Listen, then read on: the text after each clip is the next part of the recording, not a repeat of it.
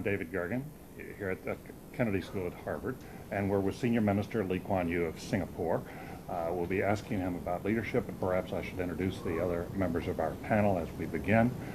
To my right is Professor Ronald Heifetz here at the Kennedy School, Senior Minister. As you know, Dr. Heifetz has a background. He's taught here in leadership courses at the Kennedy School and has really been one who laid the foundations for the study of leadership at the Kennedy School. He's been here for over 15 years. To his right is Dean Williams, who is teaching a leadership course now. He joined us at the faculty and has had a very popular course on leadership over the past year, I guess it's been now, Dean, and who has worked in Singapore, as you have just heard, and whose wife is Singaporean, so we're delighted to have him here. And at his right is John Thomas, who runs the program on Singapore here at the university, and has travels regularly to Singapore, and has also worked for the National University there as well. Now, Senior Minister, our thought today is that you have written two extensive books of memoirs, I guess. Is there another one still to come after this, or is this it? That depends on how long I live. Well, in that case, this will be the second of 4 volumes. If I live another 50 years. Exactly. So we might ask you for starters, if you would. I find that in talking to people in China, many of them look to you as a model of personal leadership. And we'd like to begin by asking you, as you look back upon your years, what did you think were the essential elements of your own leadership? Well, to understand what made me and my colleagues become the people we did become, we've got to understand the history, because we went through a harrowing period that tempered us. That either broke us or tempered us.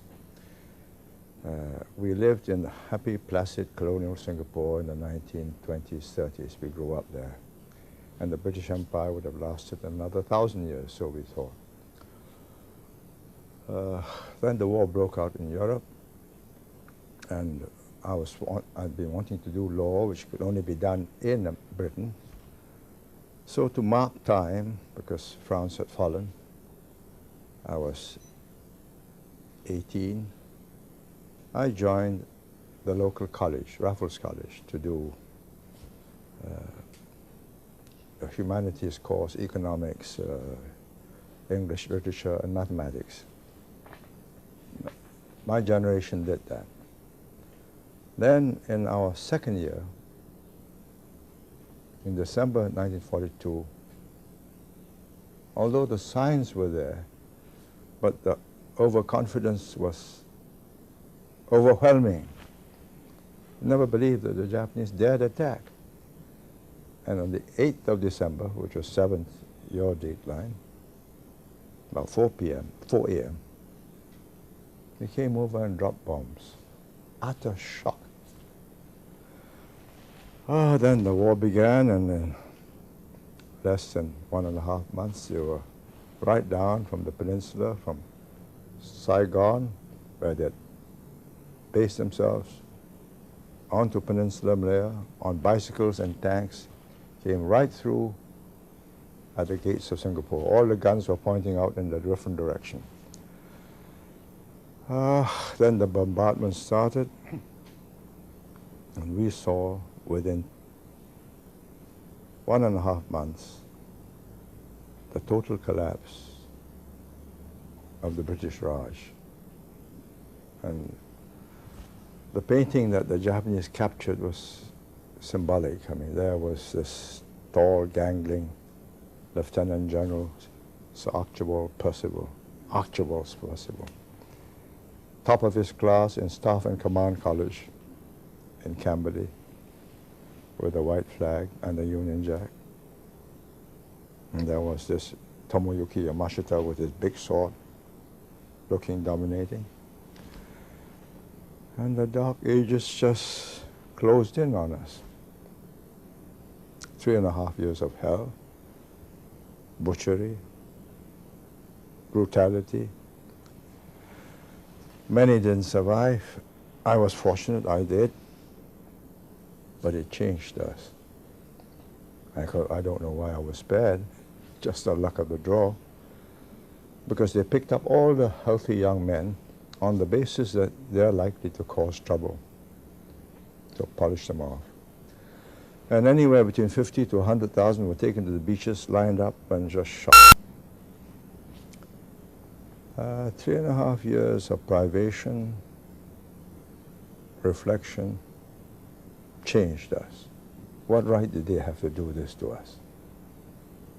Why did the British let us down so badly?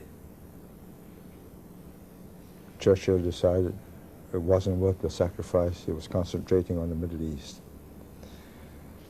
Well, 2 atomic bombs and we were saved, otherwise we would have been destroyed. I mean, towards the end, 1945, when they knew they were losing and they were retreating all the way from the Arakan coast down,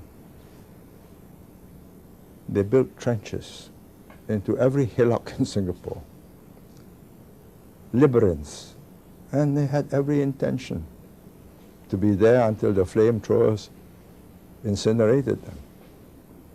But that big bomb and the Emperor's speech, and they meekly surrendered. Some committed suicide. Oh, British came back. Happy times didn't return because they lacked shipping, they lacked medicine, they lacked food. But gradually it improved.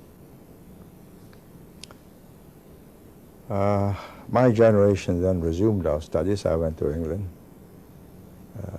studied in Cambridge to do law, spent 3 years there, took my degree, and 1 year in London.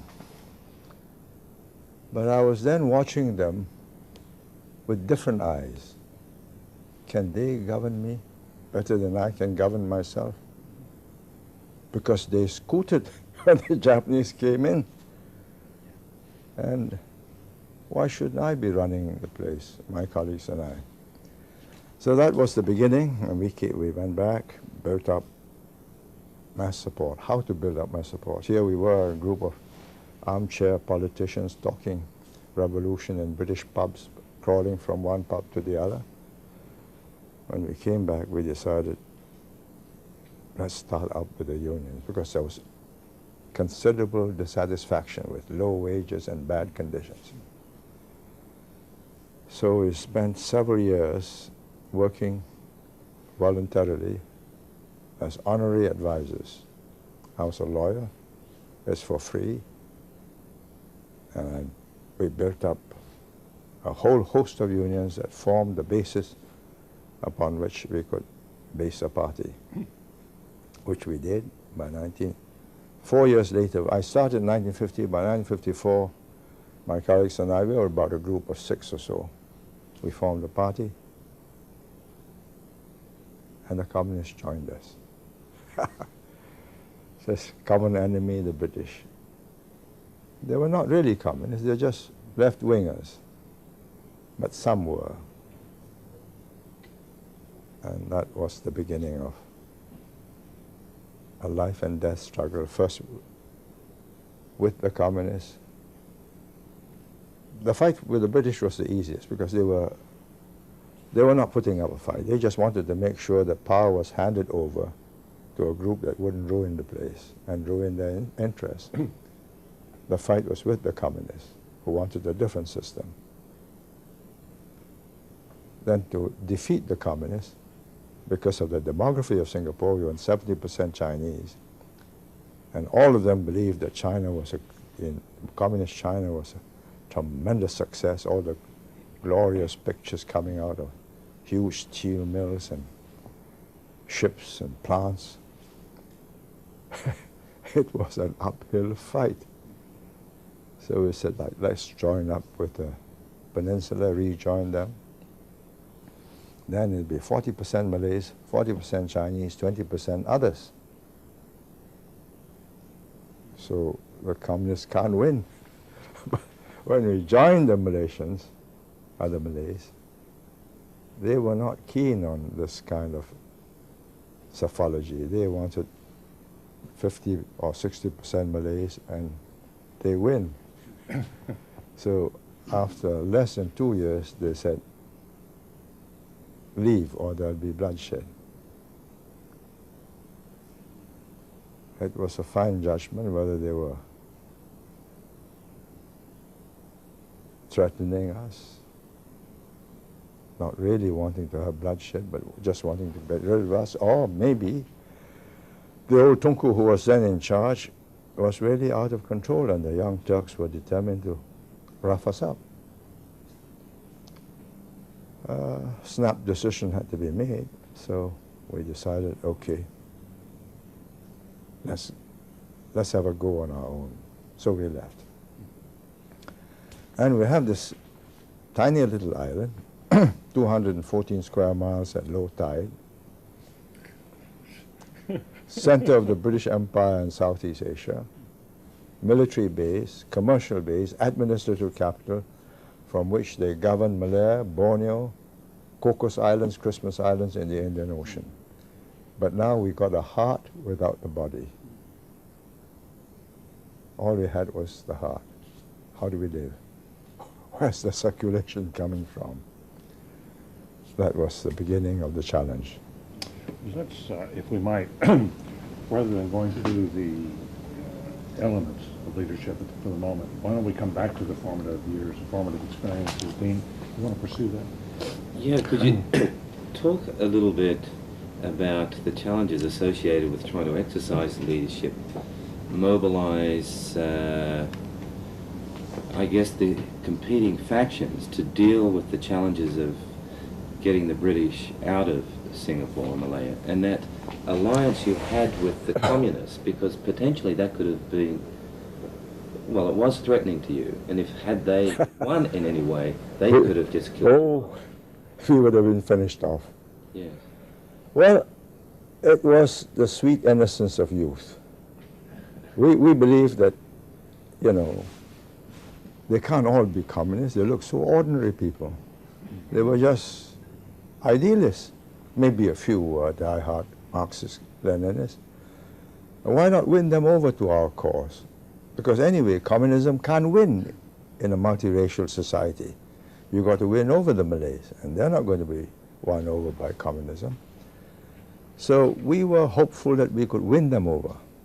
And indeed, we won quite a few of them over. So that encouraged me enormously. But in retrospect, we didn't have a chance. We did not know the depths to which that penetrated the Chinese schools, the clan associations, the Chinese chambers of commerce, the school management committees, alumni associations. Dennis Bloodworth, who was then the observer correspondent for Southeast Asia, covering Singapore and Vietnam, asked me, he says, can't you get rid of these fellows? So I said, they're like radioactive dust. How do you get rid of them? You got to vacuum the whole place out, and with it will go all the activists, and you've got all the inert gases left. So we had to take a chance. In the process, we were lucky in that their leaders lacked an understanding of the outside world.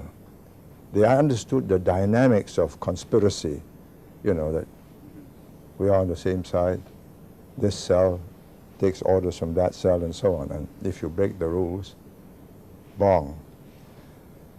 But they didn't understand that if you can't get sovereignty, if you've got only semi-self-government, semi-independence, the British were still in charge, and they could call the game off and bring the troops back.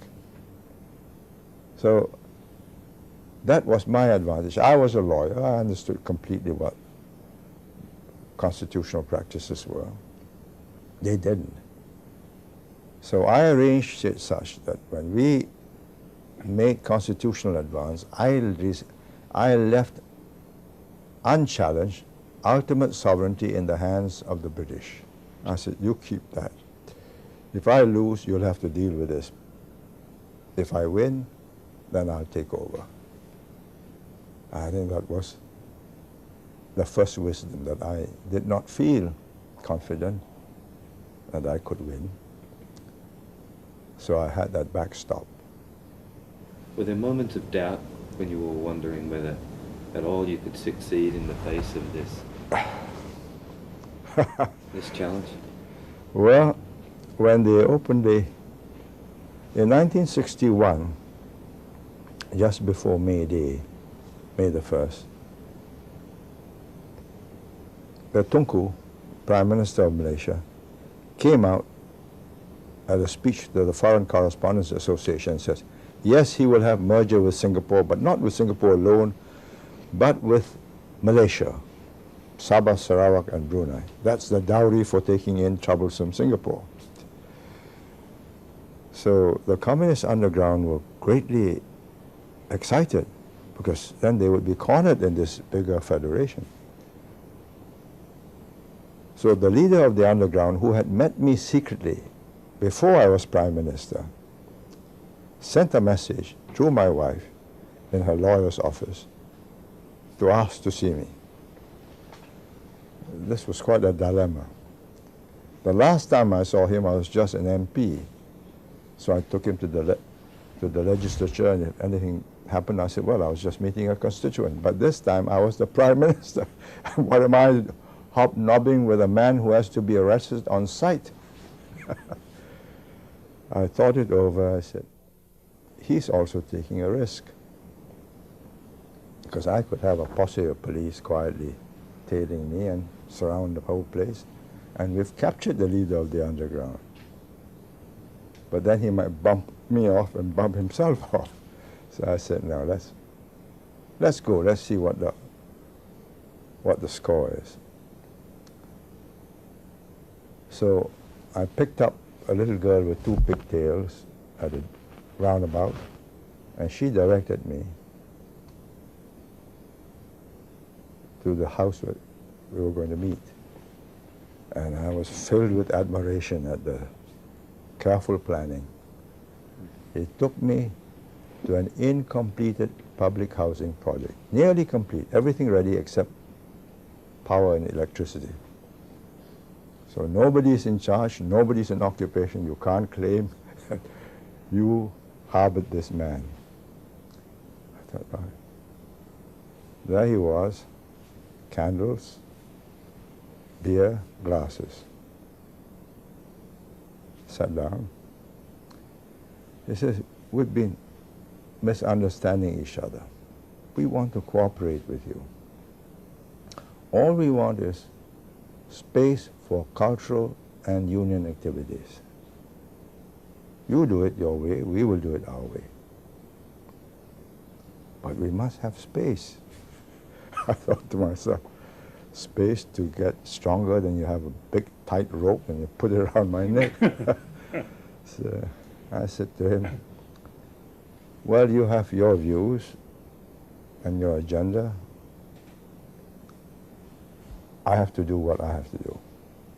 So you do what you have to do, and if we have to part company, let's part in a friendly way. But I can't guarantee your freedom of action in this way.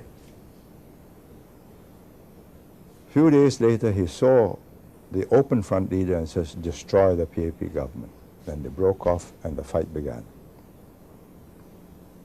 And I wasn't sure we were going to win it.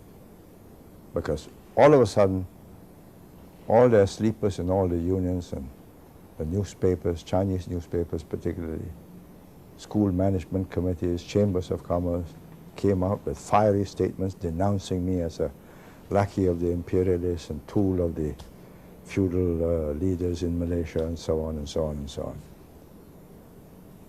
And then the fight began for the vote, because I had a referendum.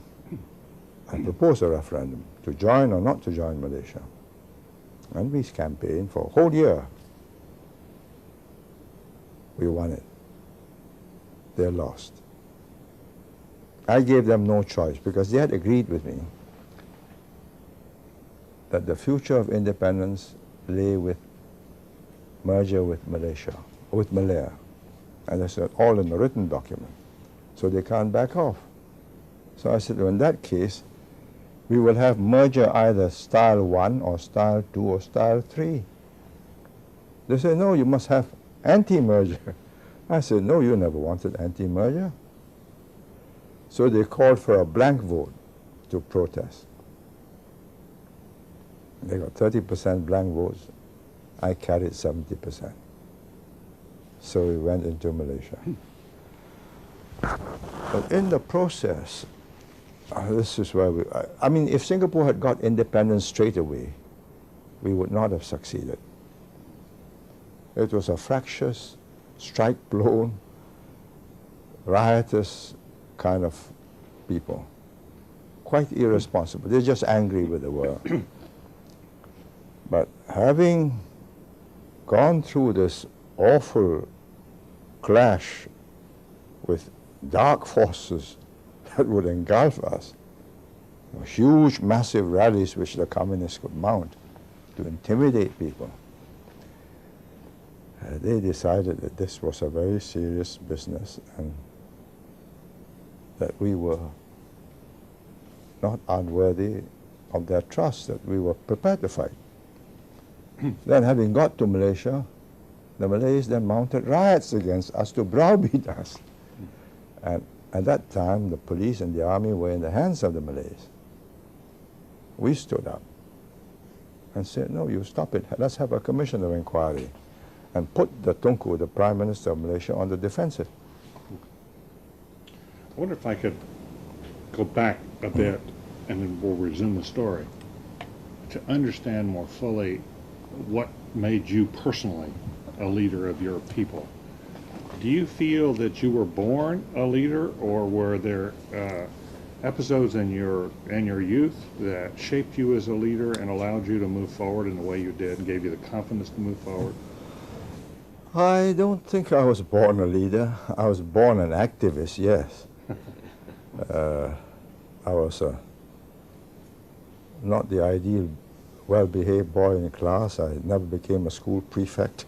I never became the school captain. I was always up to some mischief of my own, you know, poking fun at some other student or whatever.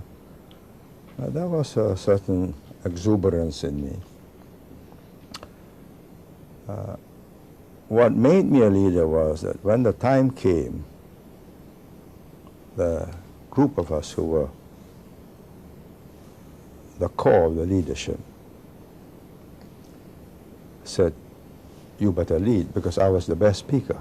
You're the best speaker. I was the best speaker. I was the best speaker in English. But then the mass of the people who spoke Hokkien and Mandarin and Malay. That was sort of Chinese language, right? Yeah, so English was understood then, in the 1950s, by about 20% of the population.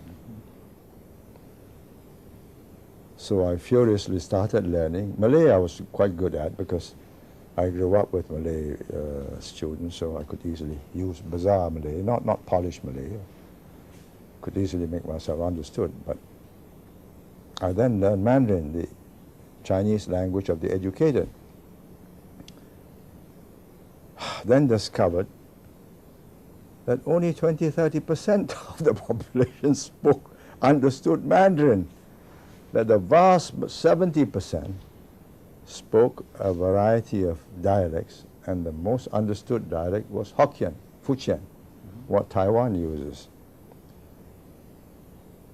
So every day at lunchtime, instead of having lunch, I would sit down with a Hokkien teacher and laboriously and painfully learn to convert my Mandarin into Hokkien.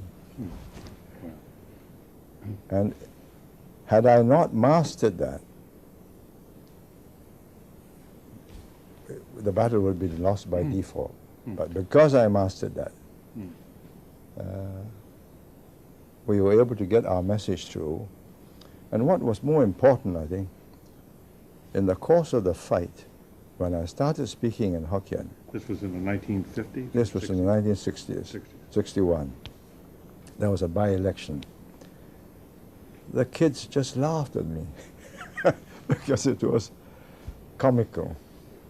So I said, please don't laugh. Help me. I'm trying to get you to understand me. By 6 months, I was able to get my ideas across. By a referendum in 2 years, I was airborne. And so came, it had two advantages. One, it showed to them how determined I was and how sincere I was, because here I am doing all these other things and learning this language to talk to them. And secondly, believe it or not, at the end of 2 years, I could speak better than most of them. That came respect. Yeah. You said in the book, your second volume, that your greatest asset was your strength at the podium, Yeah. your capacity to speak. Yeah. That's really what helped to single you out early, and then and then to gain the attention and the following. Yeah. And where did that come from? It was just that was a natural born capacity, or is that something you learned when you went to England? If you ask me, it must have been innate. Yeah. I wanted to be a lawyer. Why? Because my parents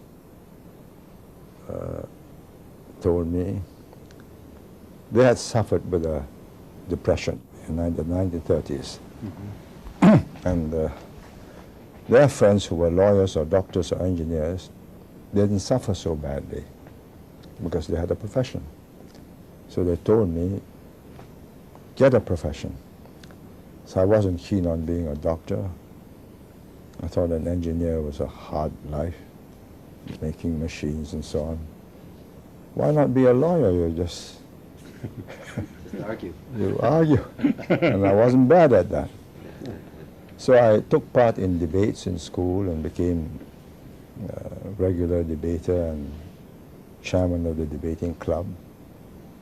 But that's not decisive. I've seen later on in the Cambridge Union Society people make clever speeches. It's a useful technique, but to get across, you must have a deep message which you must be able to put with total conviction. Then they believe you. And the formative experiences that came in forming your convictions came out of the war, and then what you saw after the war. Out of the war, out of working with the communists, fighting them, out of going into Malaysia and finding that we were ambushed by the Malay extremists who wanted the Malay-dominated country. And we had to fight them and said, no, what does the Constitution say? We are equal citizens. Then they tried to browbeat us. Blood will flow. But at that moment, when the troops were Malay, police were Malay, the people were greatly relieved and took comfort that here was a group that was prepared to stand up for them and said, oh, we are not scared. Okay, over our dead bodies. You kill us. And take the consequences, because at that moment, British, Australian and New Zealand troops were defending them against Indonesia's confrontation. And if they bumped us off, there'll be a tremendous row in the British Parliament, where I had many friends, in the Australian Parliament, where the Prime Minister, Robert Menzies, was also a friend, and in New Zealand. So they had to weigh the odds of having a mighty big row with their three protectors against Sukarno's forces, or settling in accordance with the Constitution. Come back to this point you made. It's not enough to make the clever speech. That anybody can do that, but what is important is the conviction that goes with it. Why is that? Why do you distinguish between the two? Well, because one is just a clever speech. They listen to you and they say, well, oh, smart fellow. But when you're facing a dire crisis and we say, as after a riot, I had to say, you're worried, so am I. I'm worried too. But let me tell you this, if we stay united, there are limits to what they can do to us. Let's have a solidarity movement throughout Malaysia, all the towns. And there are 40% Chinese, 40%, 20% Indians and others. That's 60%. We are the majority. And we might get some Malays to join us too. So that arithmetic, simple, vivid, they said, yes, we have a fighting chance. This is not a hopeless fight.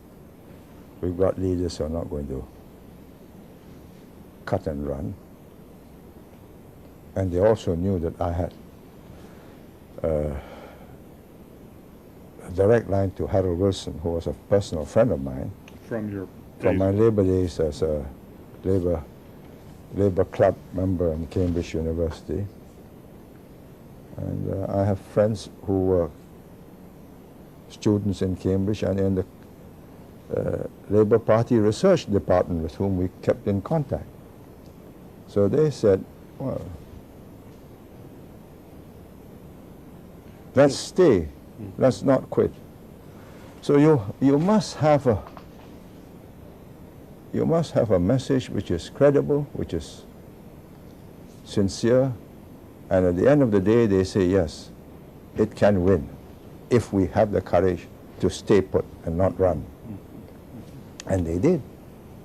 Had you come through personal tests of fire before you became a leader of your people?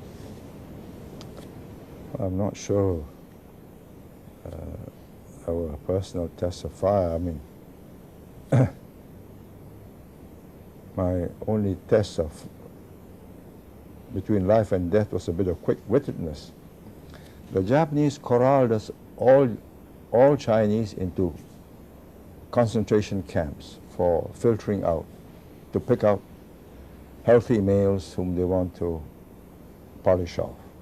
They wanted to punish the Singapore Chinese for supporting the China Relief Fund, helping the nationalist government fight them.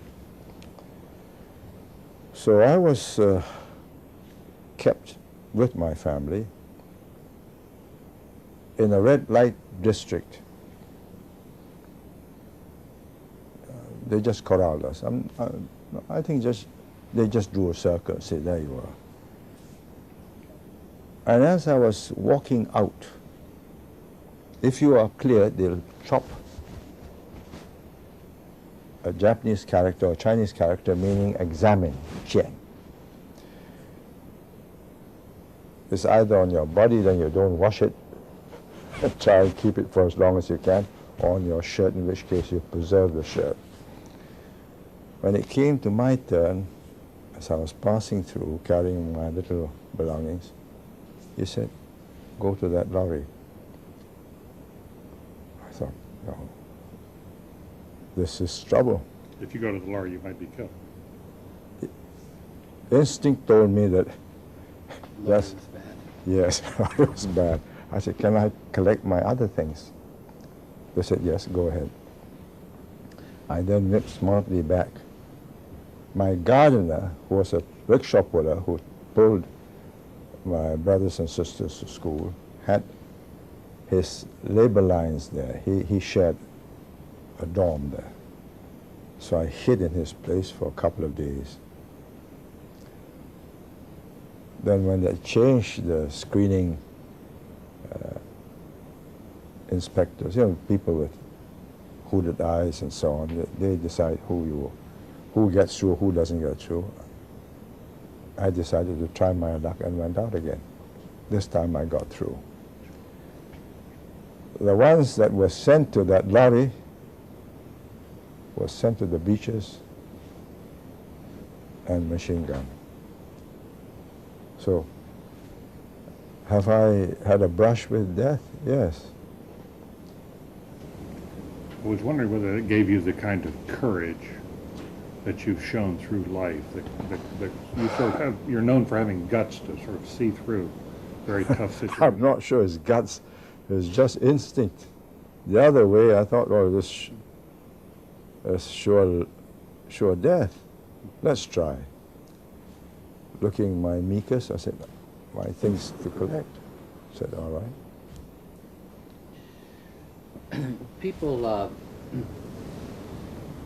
have become increasingly ambivalent in the West in the last 30 years, 40 years, ambivalent about authority.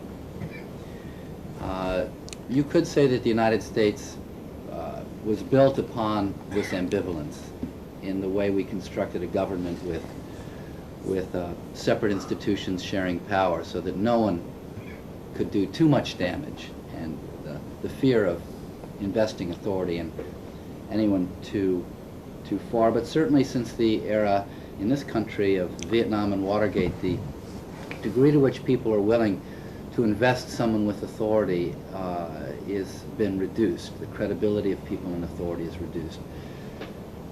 I would like to understand, I'd like to learn from your experience in developing your own bases of authority.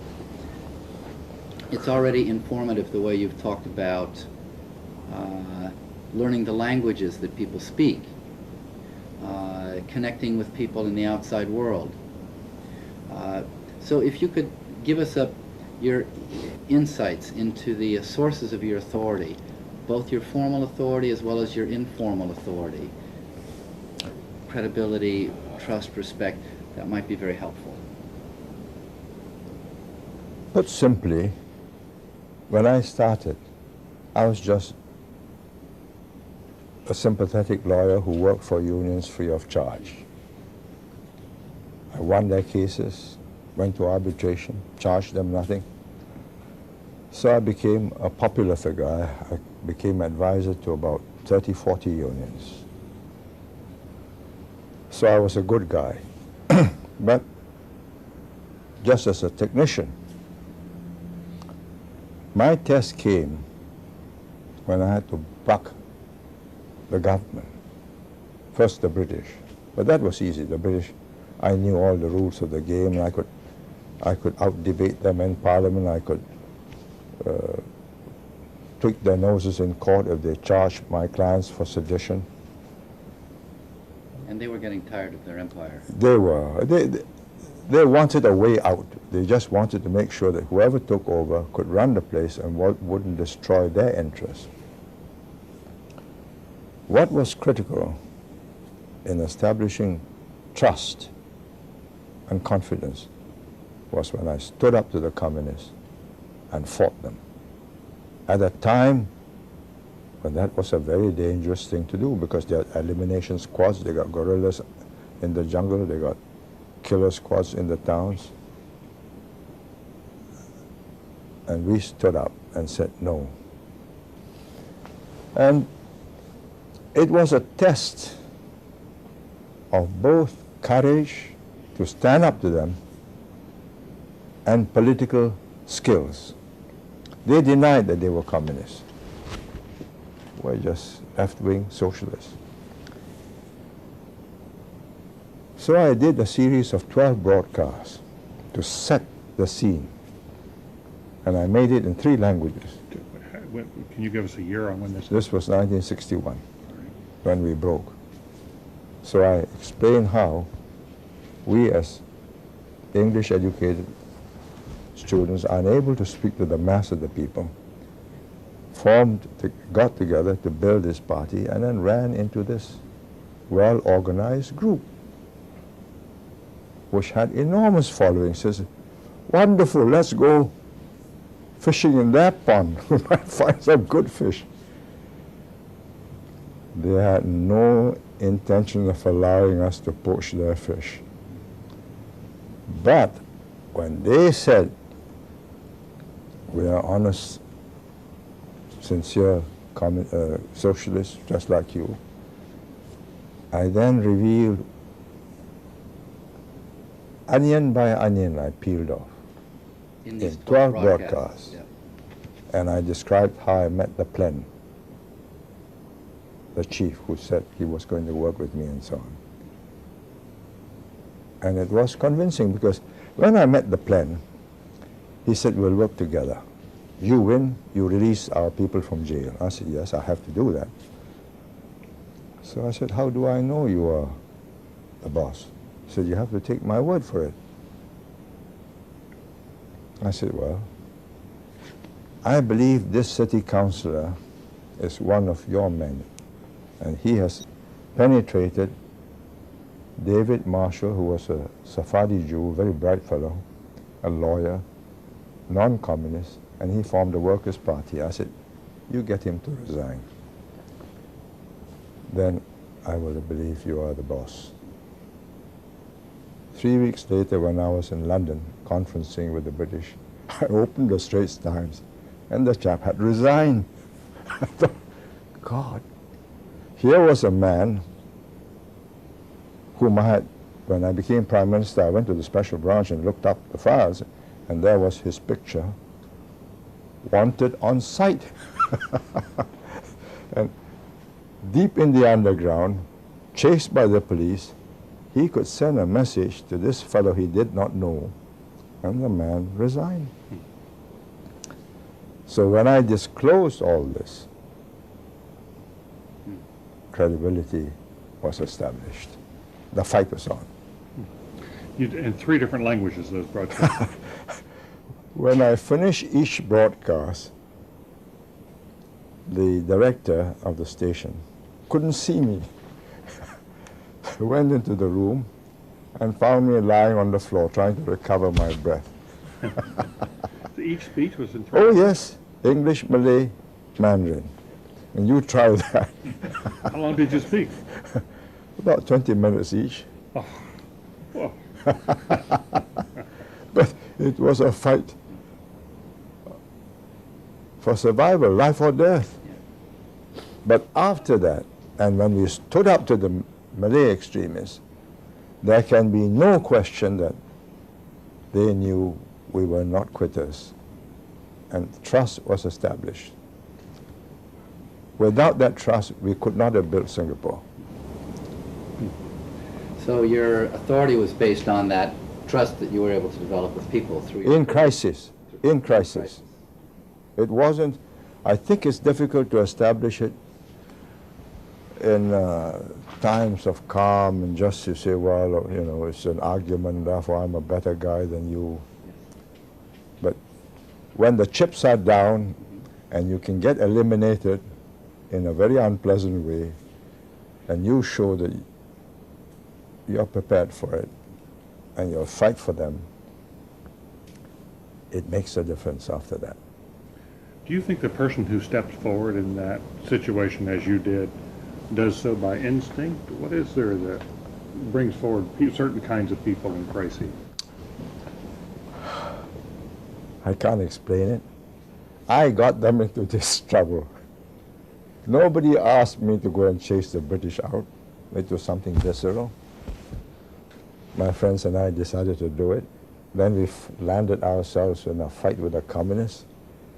Had we been rational, had we known that they'd been digging away, building up since 1923, the year I was born, the first Comintern agents were sent from Shanghai to Singapore in 1923. And here we were in the 1950s trying to beat them.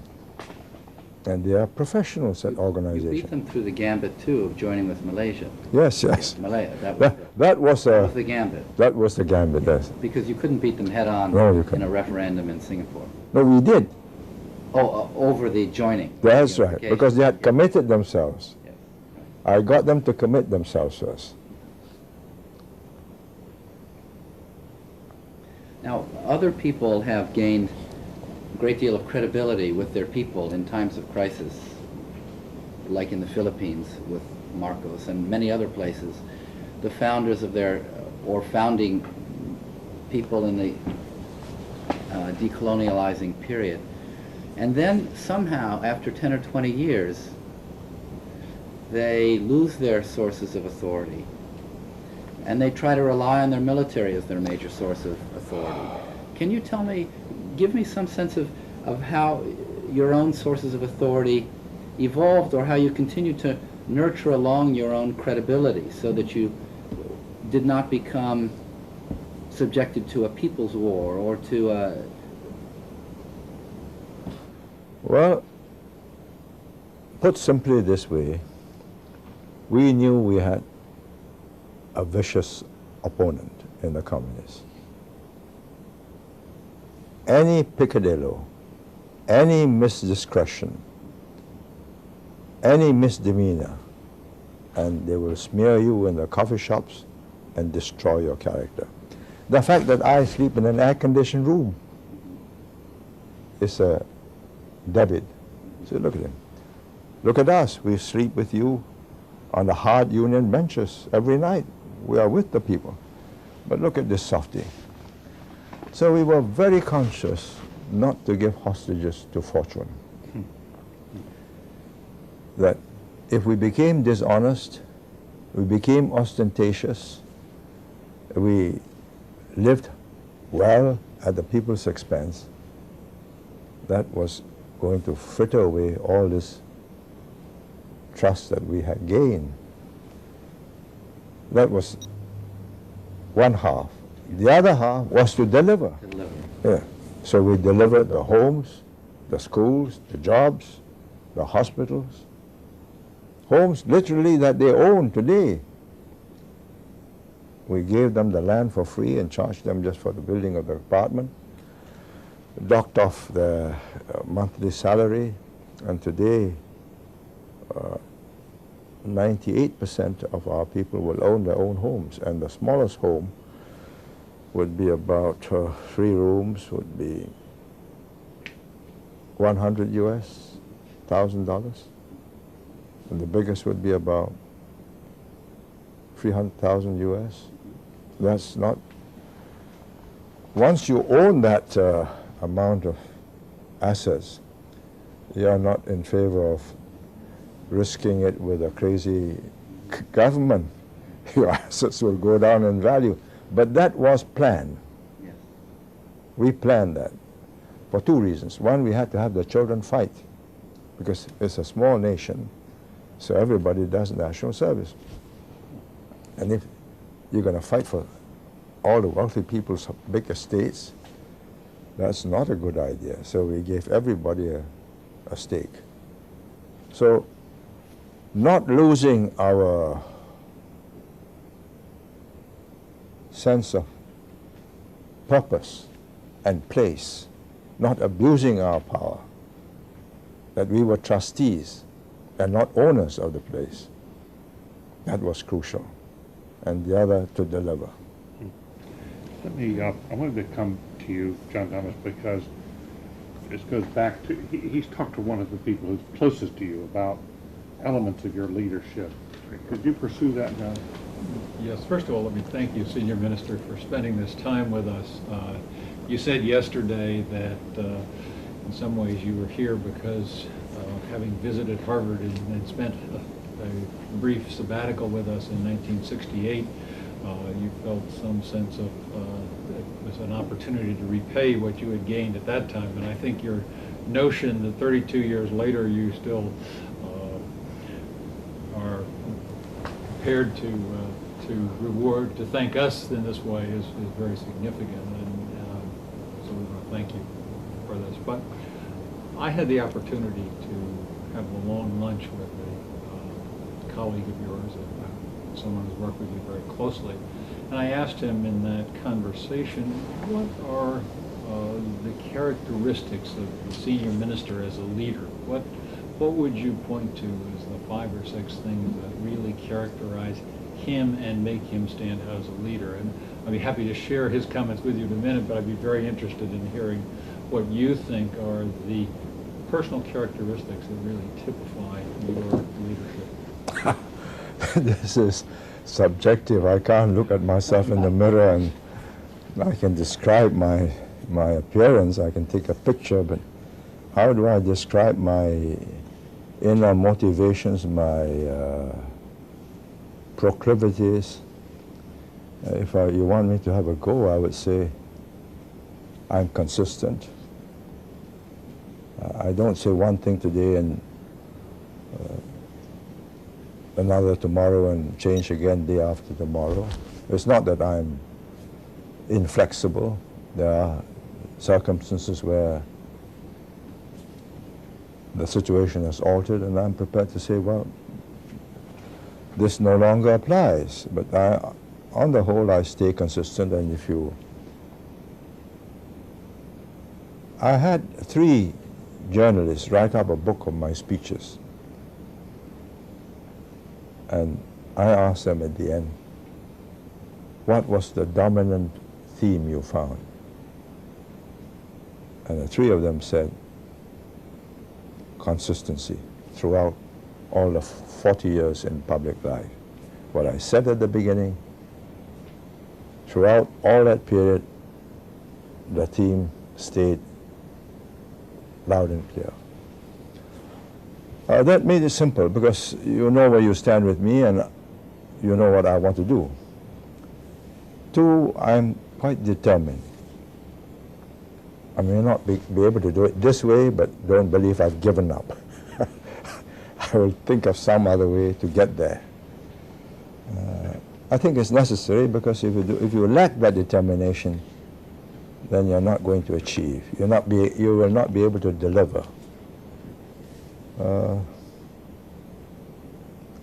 Third, I am able to get ideas across to people in simple ways and persuade them to my point of view. If not the first time, then the second, the third, the 4th time. I don't give up. Eventually, I swing them around.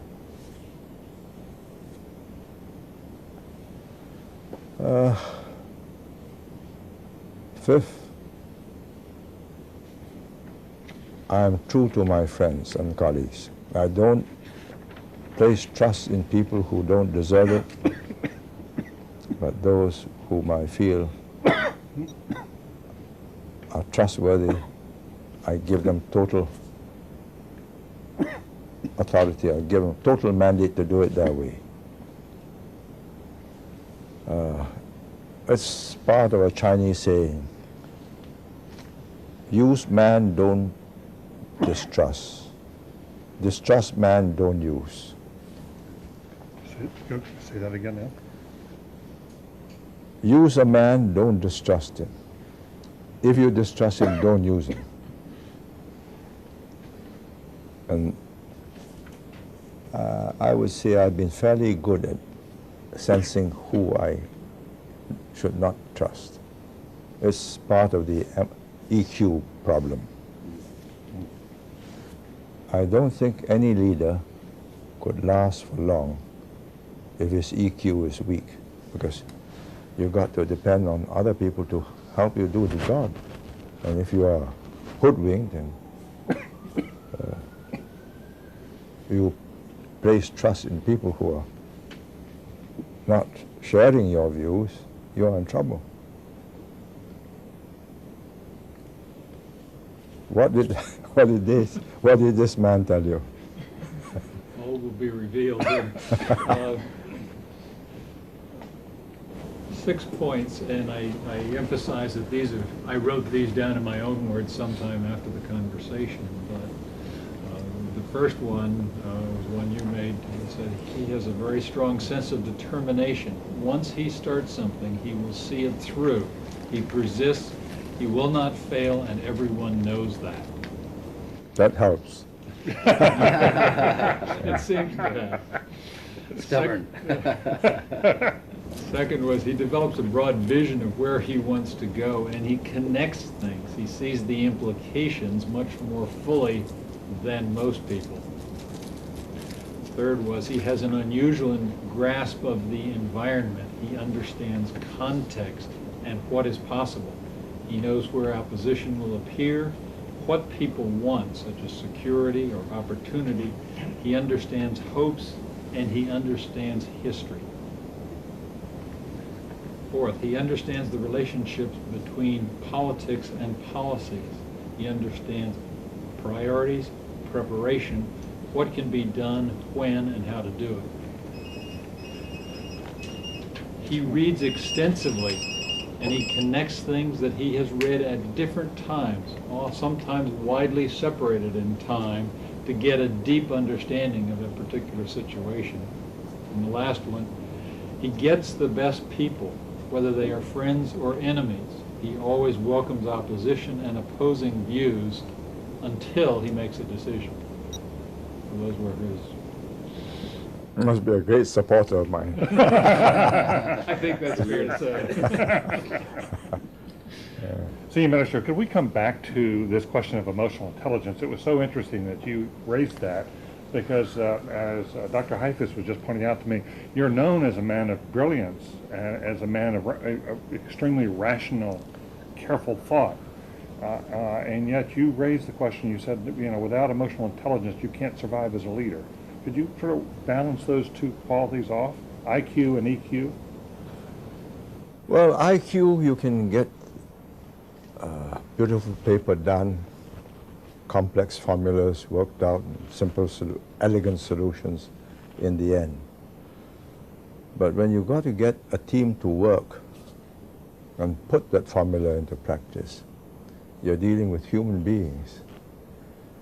And if you're not good at EQ, you can't sense that A doesn't get on with B. When you put them in the same team, it's no good. I had a very brilliant deputy, Go King Sui. He's a powerful mind, very sharp pen, good economist, good at anything he spends his time on. But he keeps on making mistakes, picking the best people he wants. He'll enthuse about somebody, say, oh, wonderful, he put up a paper for me. Then he says, I want him as my secretary. 6 months later, he'll come back to see me and says, oh, chap's no good, he lacks judgment, change him. He's unable to sense and feel a person. I had another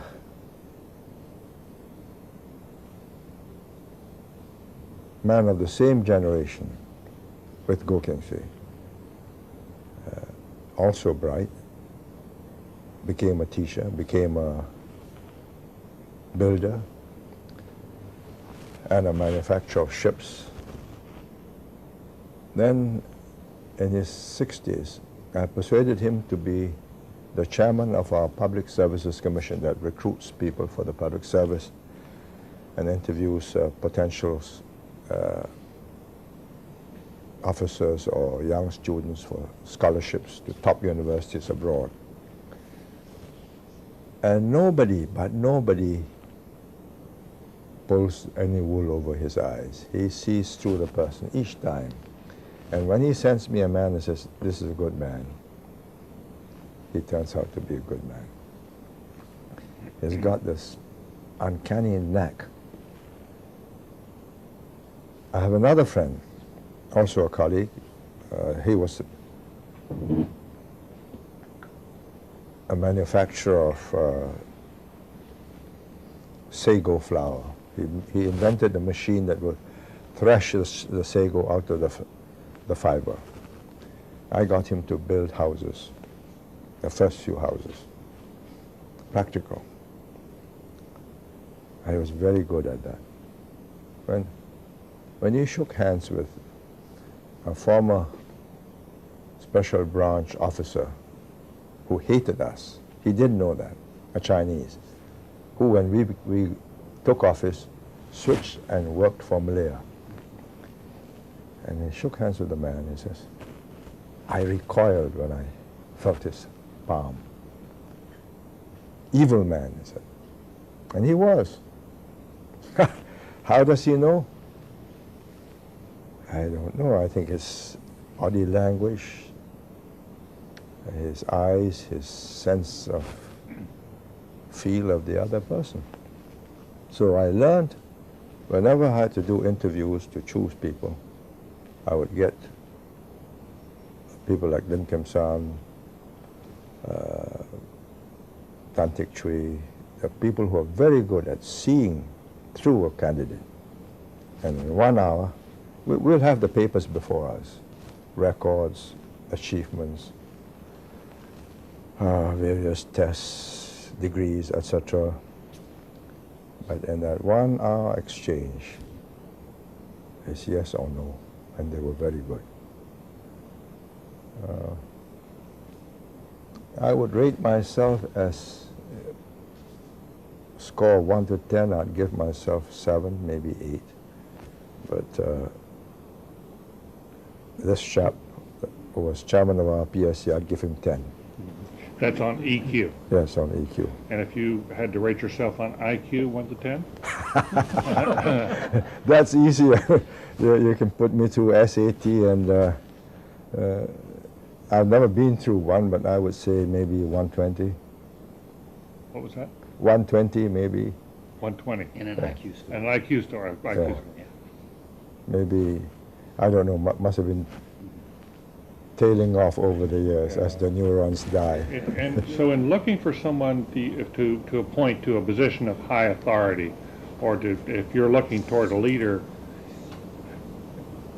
would you prefer a high IQ or a high EQ? What I think I hear you saying is have a good enough IQ, but then have a high EQ. That depends on the job. Supposing I wanted somebody to run the Institute of Cell and Molecular Biology and run a research project, then I would say, well, even if his EQ is not that good, but he will chase this thing down the tunnel until he finds what was the gene or what was the little thing that is needed, then I'd go for his IQ. But that would be an exception. But if I'm going to get a man to do a job that handles other people, a department or a team, he should have enough IQ to be able to master the details, so he understands the total project, but good EQ so he knows who to appoint to what particular sector and who will work with whom. Because if you can't get a good team going, then it's a failure, because he can't do it himself. He's got to get a team to work it for him. Senior Minister, Singapore, more than in most countries, you relied on a group of highly talented and trusted lieutenants, more than organizations.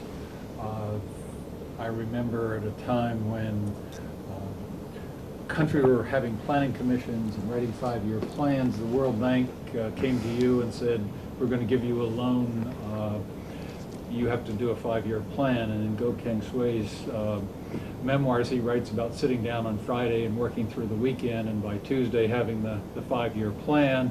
You got the loan from the World Bank and you proceeded as you had planned, but far more than most countries, you in Singapore depended on a group of highly talented individuals. Would you say why you did that, why you didn't follow the path that other countries were following, focusing more on what are the correct institutions for this country? Well, first, we did not inherit strong institutions. The British had the fundamentals, but not much more. We didn't have all that much talent when the British left, because education was limited in the years before the war, and in the years after the war, it was a crash course to produce as many local administrators and doctors and dentists and so on. So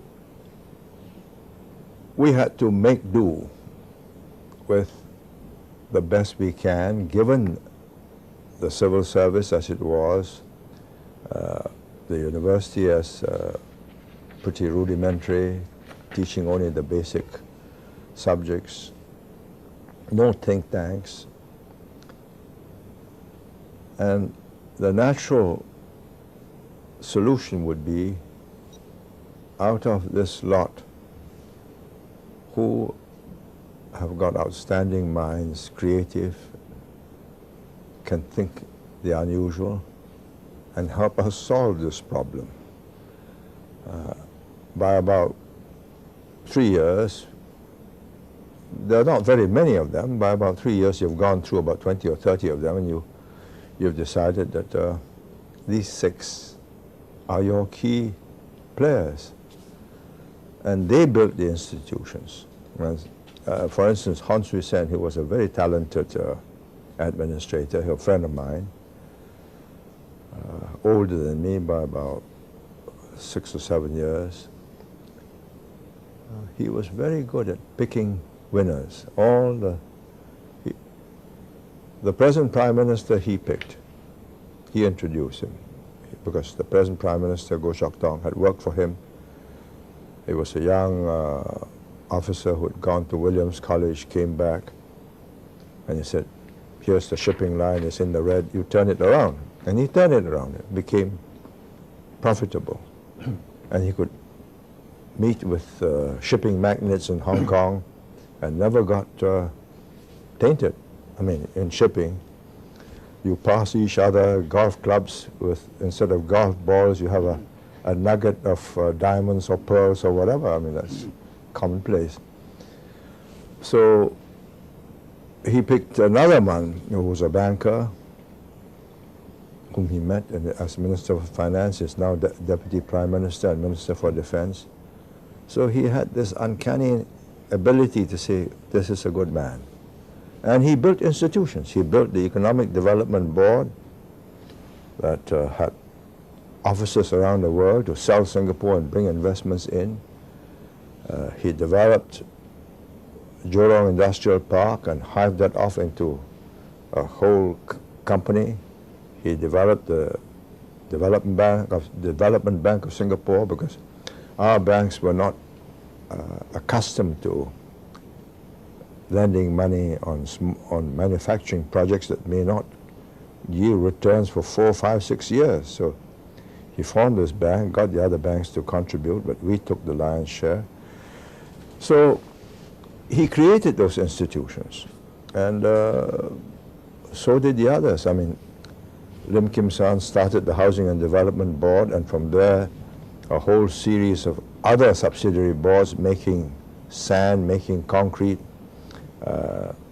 making doors, standard doors and so on. But institutions as such came later when we had more talent to spare. Then you say, right, we'll have the Institute of Public Policy, and you put 6 or 7 bright people under one practical man or woman and say, look, study this, or Institute of Defense Policy. And by then we had a retired diplomat who was head of intelligence. He's now our president, and he started that. But it's a second stage process after you've developed enough talent and people had experience, talented people with experience in specific fields, then you institutionalize them. Again, I'd like to follow up on, I'd like to go to the question of corruption. You've made some references to it in terms of everybody needing to be clean of golf balls in Hong Kong, etc. Singapore in the 50s was a place of deals and corruption and sort of a freewheeling port city in which everything happened. However, you came in and you wiped this out. You have made Singapore probably the least corrupt nation in the world.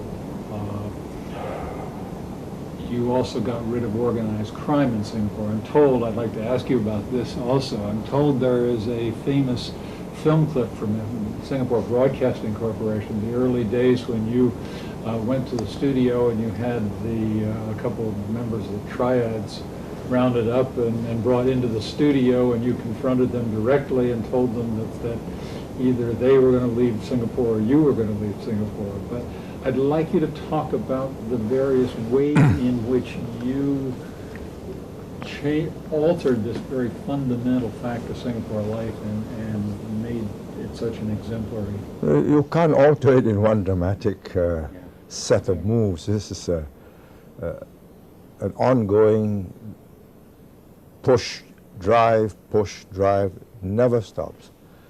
But when we came in, corruption had already begun to creep. I mean, the government ahead of us was formed first by David Marshall, who was an honest man, a very able lawyer, and he didn't need to be corrupt.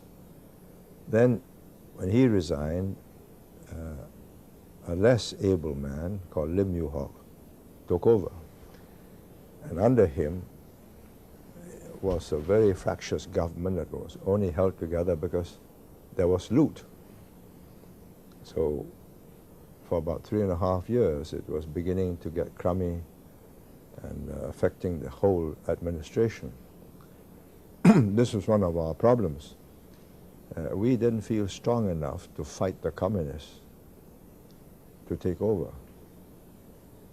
But if we didn't fight to take over and we blocked the communists and we left this government for another 5 years, then we'll inherit a civil service that's corrupted. And then you've got weakened instruments, blunted instruments.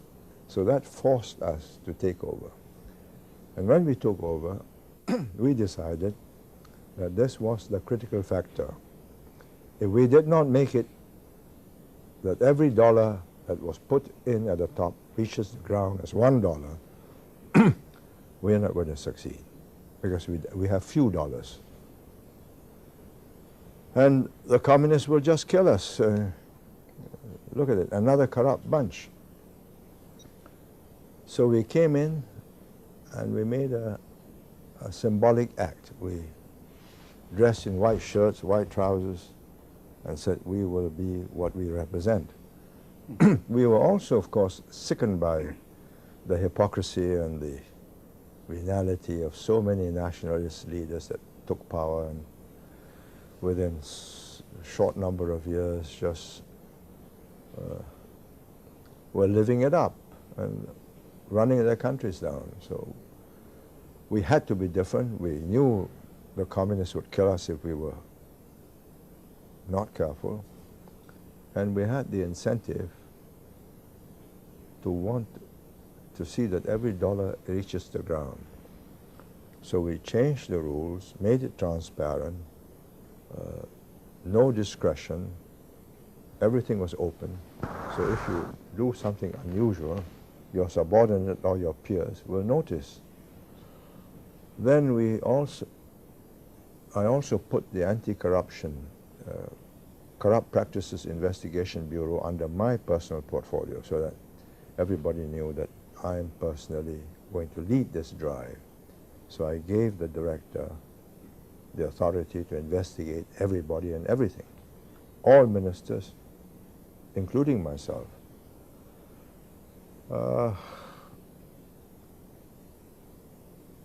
The first job was to get rid of the triads because they are part of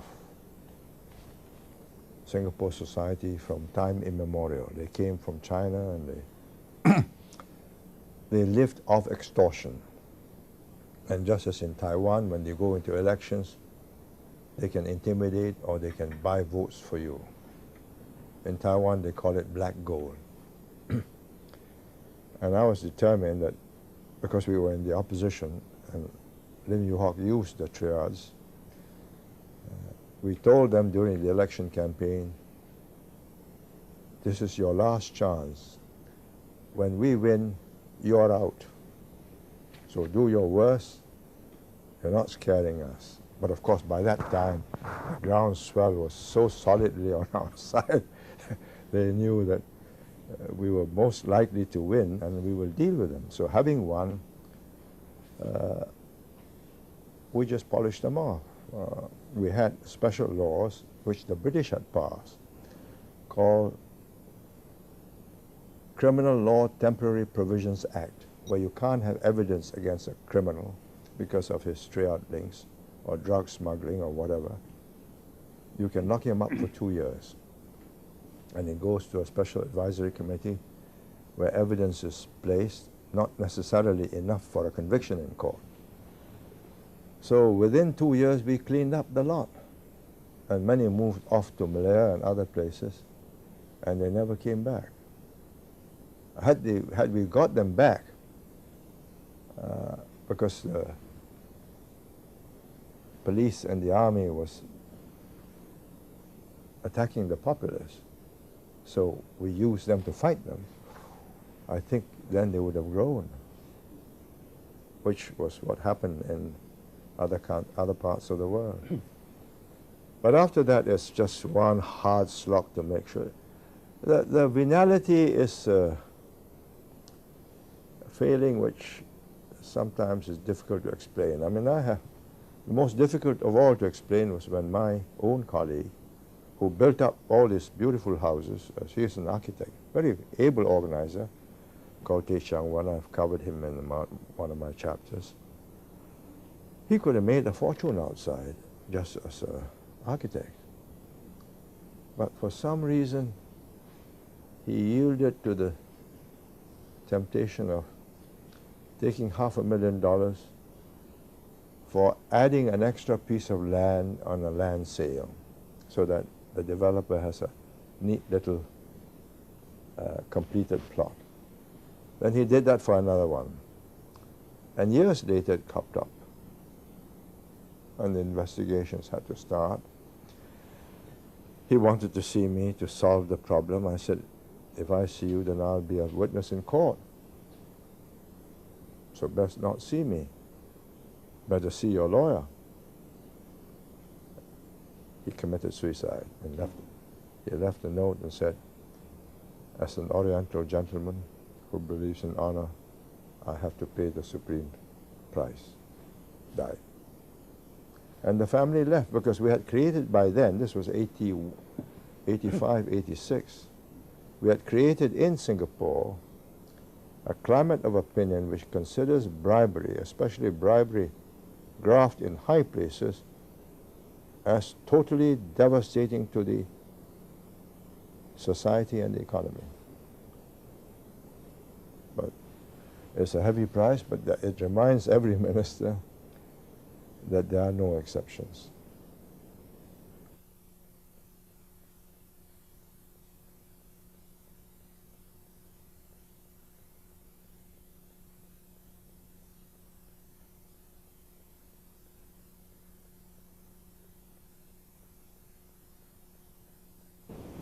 Let me follow up with a slightly different question. You have spoken at times of the importance of Asian values. I wanted to ask you if you think that the Asian environment shapes the exercise of leadership in Asia. And for instance, it's often said that family values, which suggest that you can oppose the head of the household within the family, but not outside, is also a paradigm for public leadership. We talk about Wayang and shadow puppets. Are there unique dimensions to leadership exercised in the Asian context? Well, there are certain forms which you don't break without upsetting people.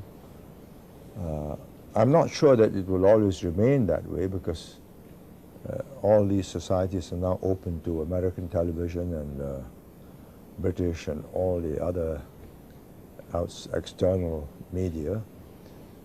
But by and large, there is a certain respect for authority, because you've got to give respect to authority, otherwise the system won't work. I mean, if every time you have a man elected president or prime minister says, oh, he's a crook, you can't believe, the system won't run. You've got to say, well, he's the prime minister. He may not have been the ideal. Well, he has the authority. Let's see how he works, how he exercises his authority. I am doubtful if, having watched how it's changed in Japan, that it can remain unchanged in the rest of Asia.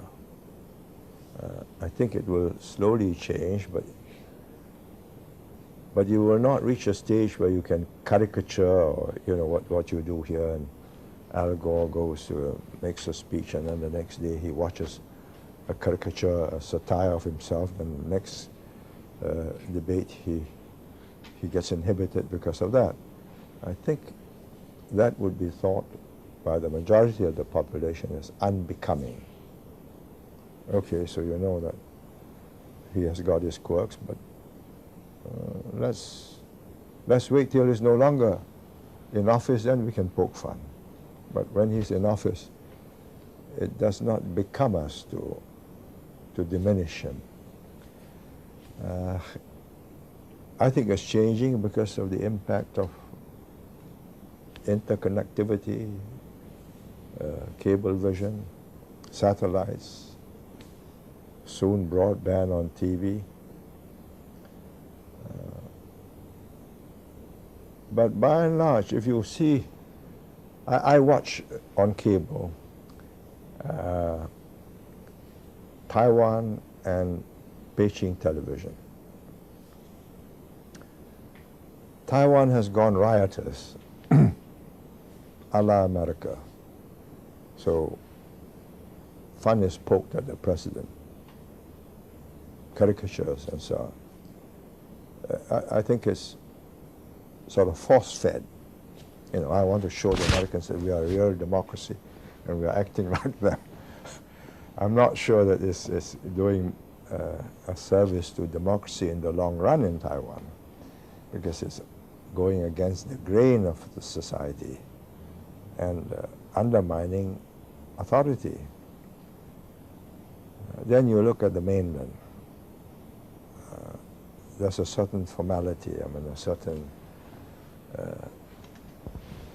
stiffness in which the leader presents his views to the populace.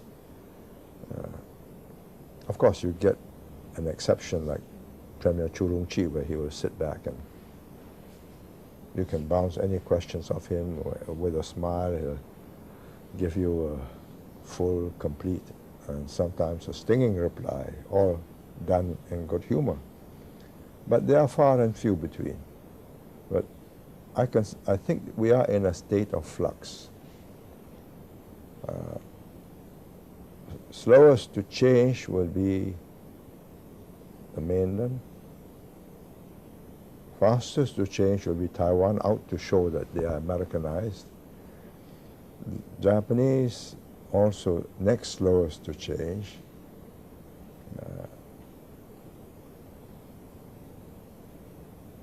In Indonesia, it's gone a little haywire. When President Suharto was in charge, he was a stern oracle. He says very few things and very seldom. But what he says, you have to study very carefully because they are going to be implemented. Then it went to Habibie, President Habibie, and he wanted to be a cuddly teddy bear, and he met the press every day. And in the process, made the presidency a very different kind of institution. So now you've got Abdul Rahman Wahid, president, very accomplished speaker of English, German, French, Dutch, Arabic. His eyesight not so good. But he's trying to go back to the Suharto Delphic oracle. Can't go back. The place has changed. The media is wide open. Habibie had encouraged it or couldn't stop it. So I think they're in for a very open season. Everything's sold. Real news, false news. I don't know whether it's true or untrue, but there's a picture of a woman sitting on the president's lap with the president's arm around her, and in Suharto's time, I think that whole publishing house would have been captured and burned. But now you have this attractive, titillating picture being reproduced by all the others, and the woman was encouraged and produced more pictures. So it keeps the story going. So I think these are countries where the style of leadership is undergoing a transition. We have students from around the world in our leadership classes and other classes. Do you think that we ought to try to make distinctions between leadership as it's exercised in one part of the world or the other, another? Leadership has to be exercised in the context of the society it is in. Yes. Without that context, it doesn't make sense. I mean, if you take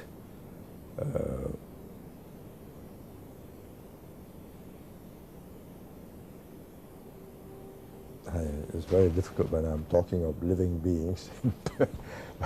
If you take, let's take past leaders. Margaret Thatcher could only operate in the way she did, and operated effectively during the years of her prime, from 1979 to 1990, because of the context. I mean, the society had been in a malaise. Successive Tory Labour governments couldn't get the country going, and she was determined to change it. And she was a grocer's daughter, and the Tory blue bloods determined not to allow the people to forget that. But she said, well, so what? Change it. I think had it been in Australia, she would not have faced that kind of social snobbishness, which made her job more difficult. So leadership has to be exercised in the context of your society, of a particular society, the values, the habits, the patterns of behavior of that society. I'm not sure that if you get Mr. Mori to go to Taiwan and lead the Taiwanese people, I think he wouldn't fly, because immediately he'd be put on camera and says, 5 questioners. And that's not the way the leadership is resolved. There you meet quietly, and Mr. Obuchi passes his view on his as he was ill on his deathbed, and says, please settle this. And so Mr. Mori emerged. So, but he can only govern in that society. Would you say that for yourself as well? Certainly in Singapore, some Singaporeans would say, oh, if only Prime Minister Lee were heading China or India or even the United States for that matter, it'd be significantly different country. I mean, CEOs change companies all the time, so essentially what you're saying, the contexts are too radically different. No. You can change CEOs within companies sharing the same culture. So you can take 2 French companies, you can change CEOs. I mean, Thierry Desmarais of Total took Elf Fina, so it became Total Fina. Then he took Elf Aquitaine, so it's Total Elf, Total Fina Elf. But they are all of a similar culture. When Jürgen Schrempf took over, Daimler took over Chrysler, that's a cross-border merger. Mr. Eaton resigned after a short while, and there's still an incomplete job of fusing the two cultures. So it's not comparable. I mean, and countries are very different. From each country is more different from the other than one company from another. Are there some values that are go across cultures that will be respected? Your consistency, for example, or your authenticity, because you spoke from conviction.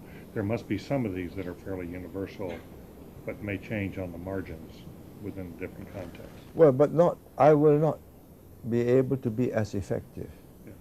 and because they will not identify with me. I mean, let's put it this way. I was in Malaysia for 2 years, 63, 64, 65. And at the time I left, many people identified my views as their interests.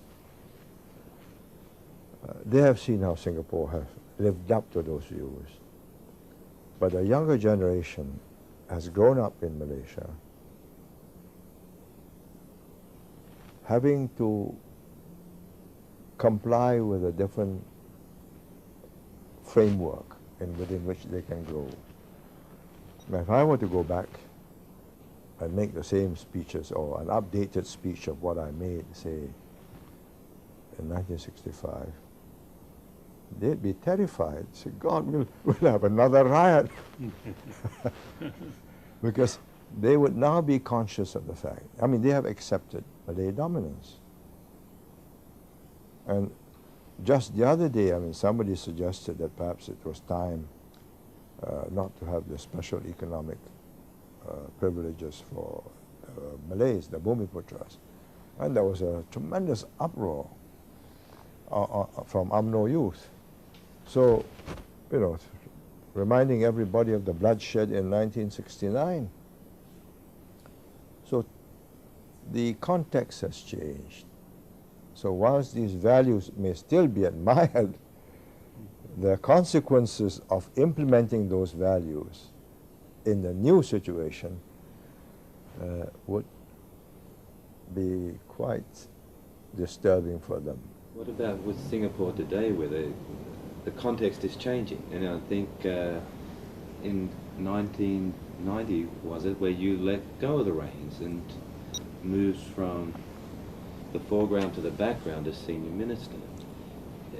Was that had something to do with the shifting context, that you felt like you could no longer be as effective personally as you wanted to be, or there was a need to manage the transition to ensure that there was a new capable and committed group of leaders running the country?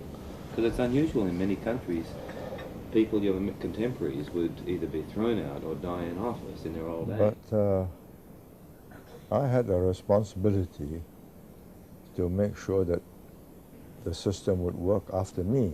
And as you know, there were serious doubts as to whether the system would survive me.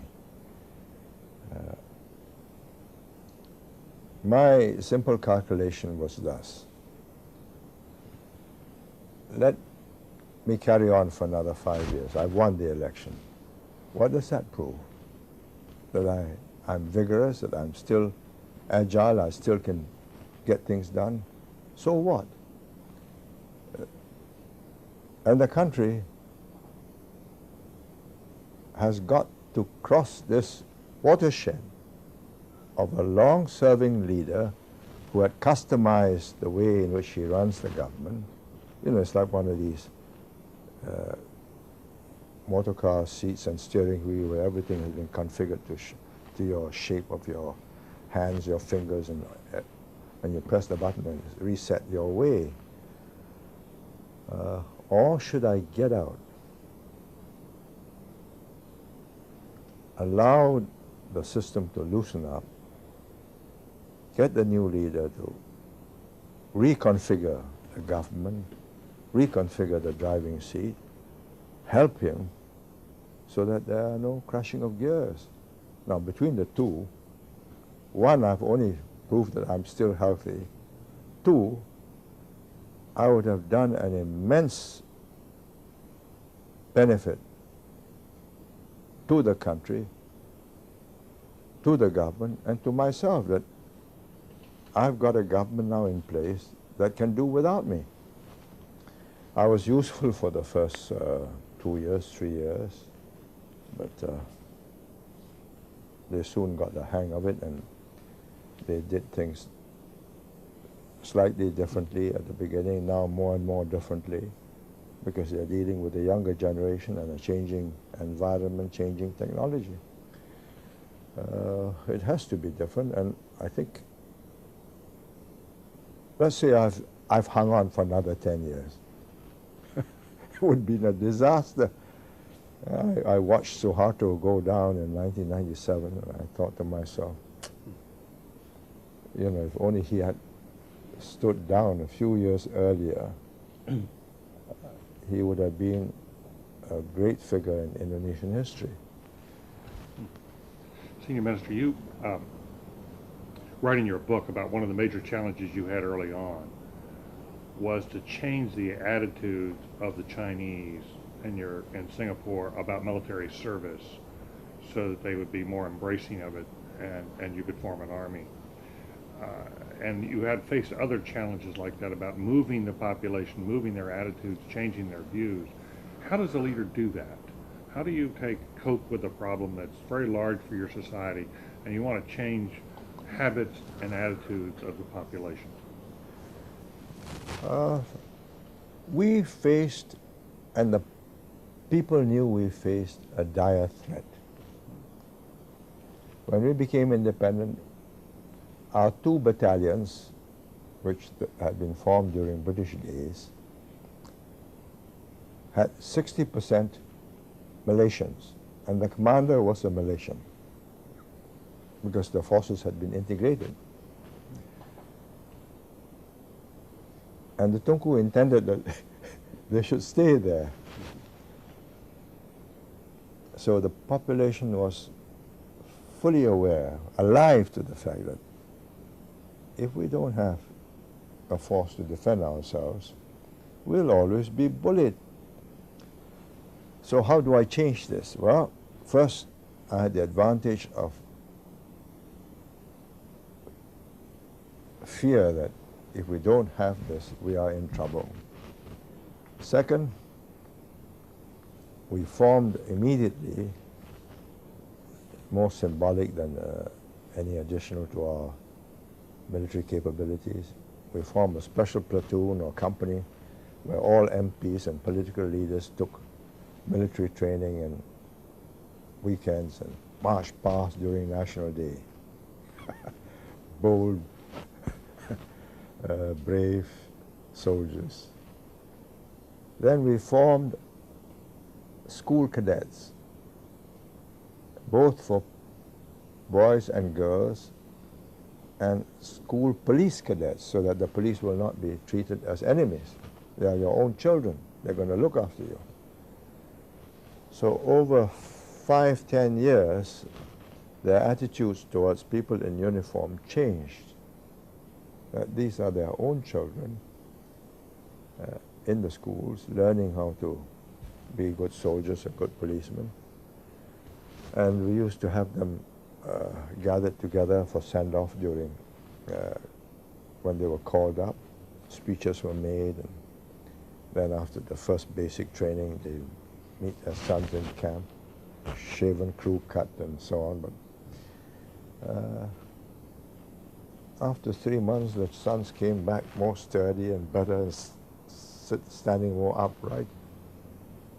Over 5-10 years, attitudes changed, and this is now 30+ years.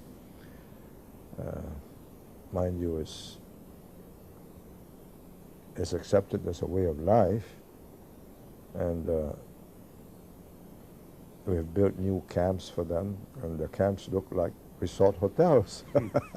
So, but they've still got to do some rigorous training. I mean, you know, there are hot showers and everything, which they didn't have in the old days. But when you do an obstacle course, you do an obstacle course, and when you do a 30-mile walk with a 20-pound pack, that's still got to be done. but it's been accepted. Could you step back from that experience and sort of talk more generally about then how, as a leader, one approaches a change? You see that the country's got this real problem. It's too soft, or it needs a military, or needs integration of cultures. Or it needs integration of Yeah. cultures. How one then sort of thinks through what's the process by which you change a culture as a leader? Well, I'm not sure we can change all cultures. We can change cultures at the margins.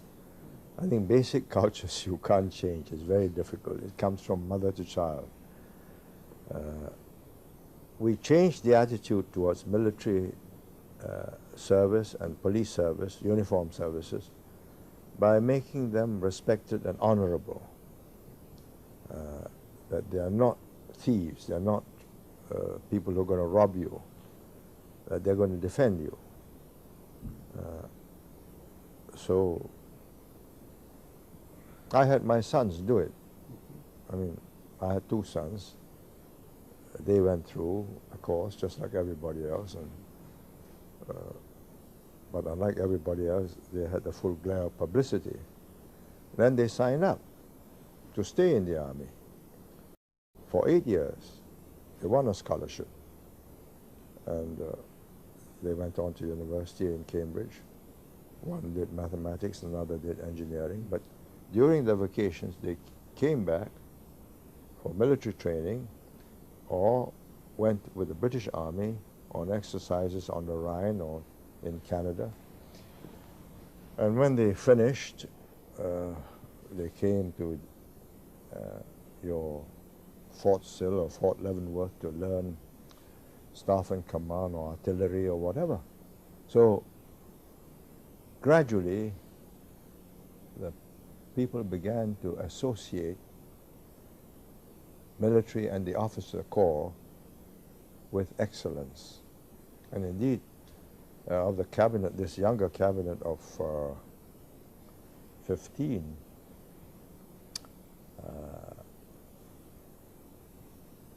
there are 5 who are military officers who ended up as, my son was one, he was a brigadier general. That's George Yeo, also brigadier general. There's Teo Chi Hian, he was a rear admiral. There's Lim Hung Kiang, he's a colonel. But, there's Lim Sui Se, he was, I think, a major. But you know, the public now associates the officer corps with excellence. These are people who have gone through the academic process, top scores, done well in the army, reached staff grade, and now are ministers. So perceptions have changed, and we did that deliberately. We have a fast flow through in the army, in the armed forces, because it's always a young force. So by about, when they sign up, they know that by the time they are 30 plus, they can start a second career. And we usually send them off to business school or, you know, Harvard, Stanford or whatever, and then they start a second career. Were you thinking in the long term back then? Oh yes, indeed. Yes, realizing you're going to have to, it's going to take, you know, decades Yeah. to shift values and change mindsets. Yeah.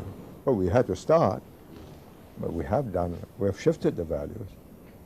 But we have some problems now because parents are wealthy, so they say, why should my son serve a bond for 8 years?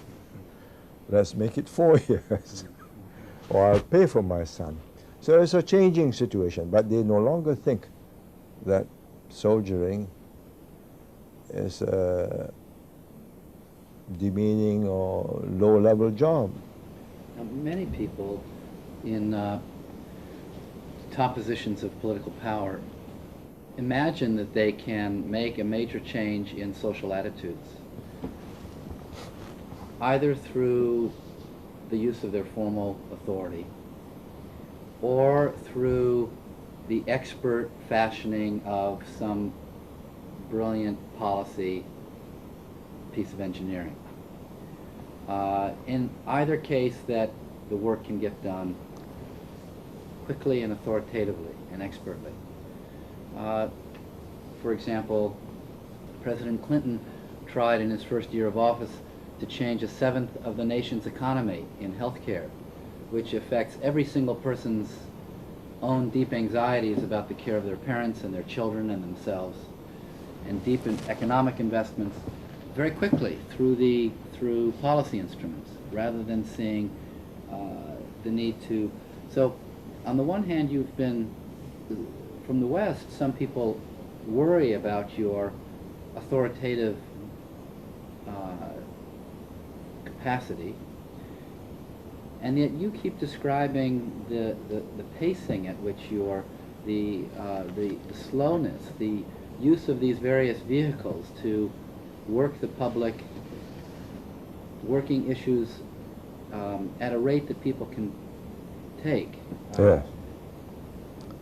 So, can you speak about the uses of, because there must, at some time, given how much authority people were willing to give you, there must have been a deep impulse to wish that you could simply fix this problem quickly. No, some problems can't be. The more deep-seated emotionally a problem is, the slower it is to resolve. You take language and religion, they're deeply held beliefs. We had to change people that spoke four major languages and many different dialects into one working language, or we'll never succeed.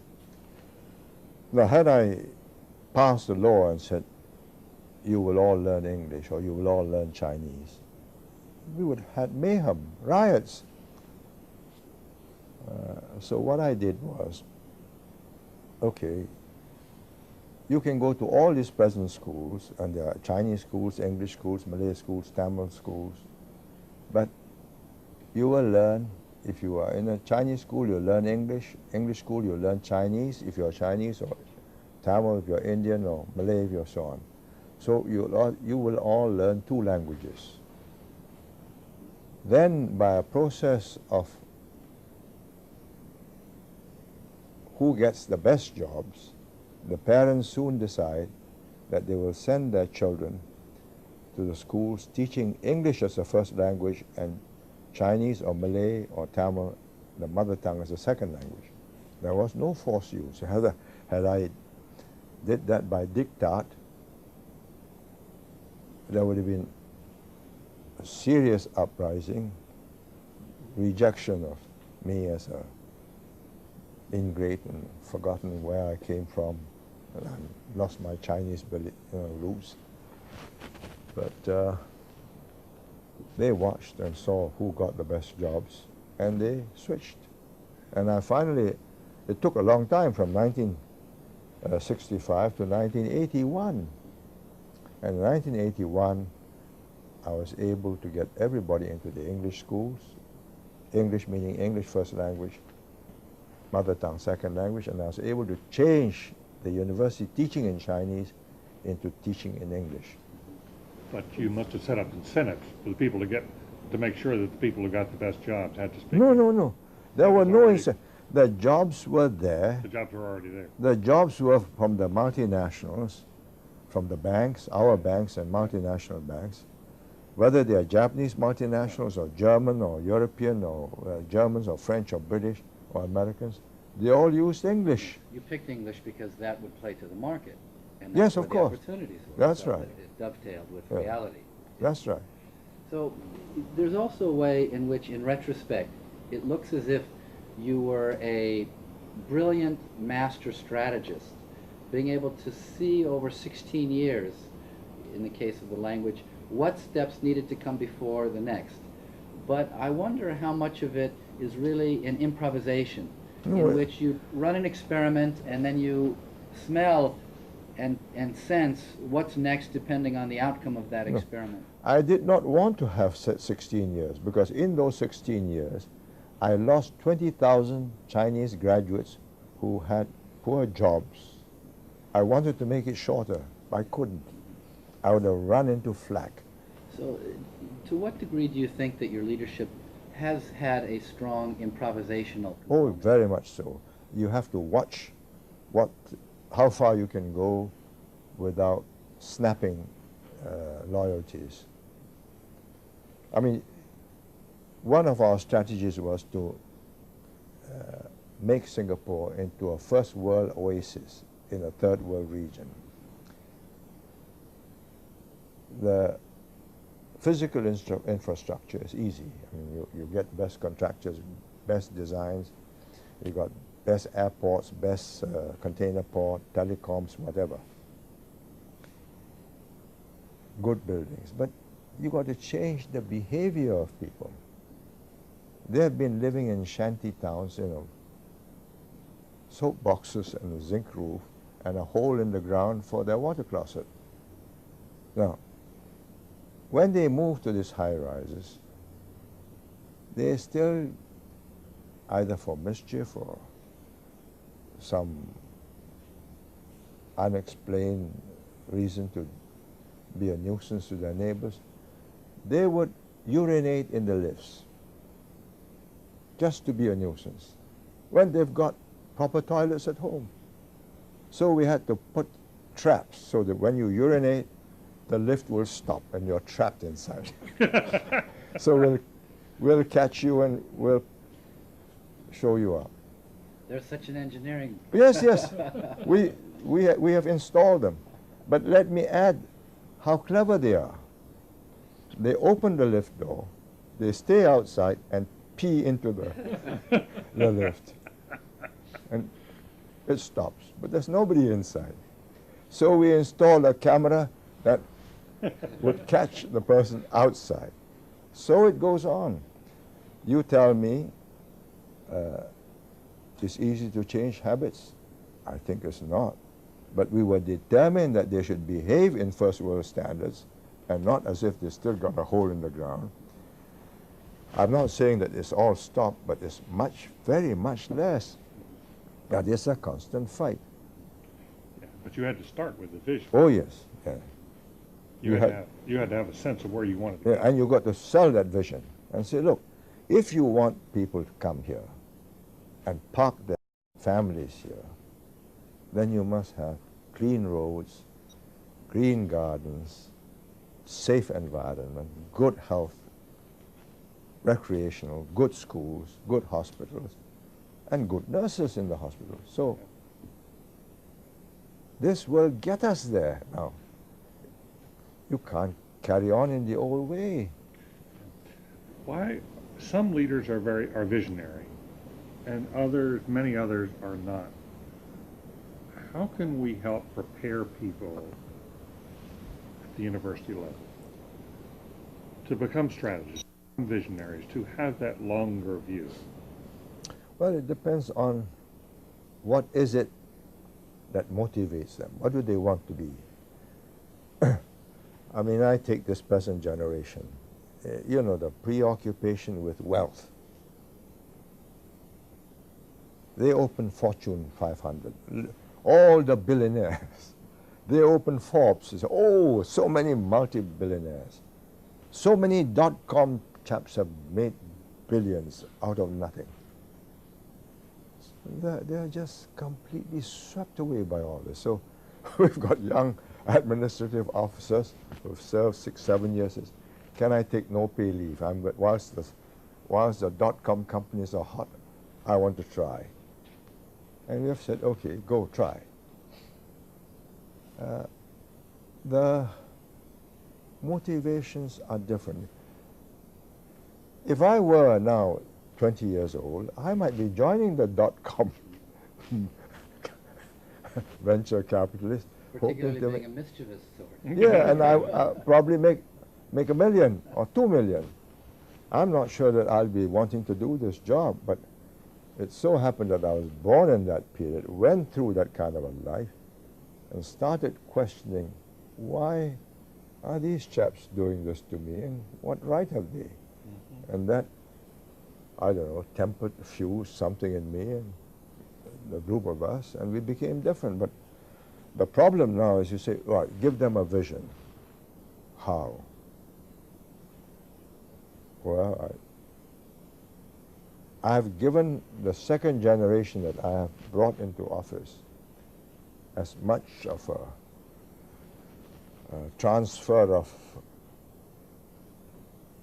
data, historic perspective, so that they understand the responsibility is now with them. And as I wrote in my epilogue, the fact that we have succeeded in the last 35 years does not mean we're going to succeed in the next 35 years. The fact that these things were done that way and succeeded does not mean it will be done the same way. You got to start thinking, you got to start adjusting, you got to make use of new technology, new methods, seize new opportunities. But I think what I have succeeded in doing, what my colleagues and I have succeeded working with them for the last 15, 20 years, is that they have that sense of trusteeship that if they give up, then 4 million people will just come to nothing. They'll be lost within 5 years, 10 years. So they got to hold this place together, make it work, keep on recruiting good people, seizing good opportunities, change course when necessary, and seek success where success can be found. Well, what is the new vision of Singapore? What would the new vision be? And how will somebody come up with it? I don't think that's my job now. I did not foresee this present Singapore when I started in 1965. It's the result of so many factors, changes in technology that makes that has shrunk oceans. You can just take an airplane ticket like you take a bus ticket. Could I have foreseen that from a backwater we now have 5-star hotels that will serve you food from anywhere in the world, because we have airlines coming in from 80 cities around the world every day. You can have Texas steak, you can have California in 1965. It's the result of so many factors, changes in technology that makes that has shrunk oceans. You can just take an airplane ticket like you take a bus ticket. Could I have foreseen that from a backwater we now have 5-star hotels that will serve you food from anywhere in the world, because we have airlines coming in from 80 cities around the world every day. You can have Texas steak, you can have Californian steak. Here at the Kennedy School, we're focusing on training and developing people to exercise leadership. Do you think it can be taught as you reflect on your experiences and the lessons you've learned along the way? I once watched Isaac Singer, the Nobel Prize winner for writing in Yiddish literature. I was in New York, time on my hands, and he was being interviewed. And he said, "You teach writing at Columbia or some university?" He says, "Yes, I do." "Can you make a writer write great literature?"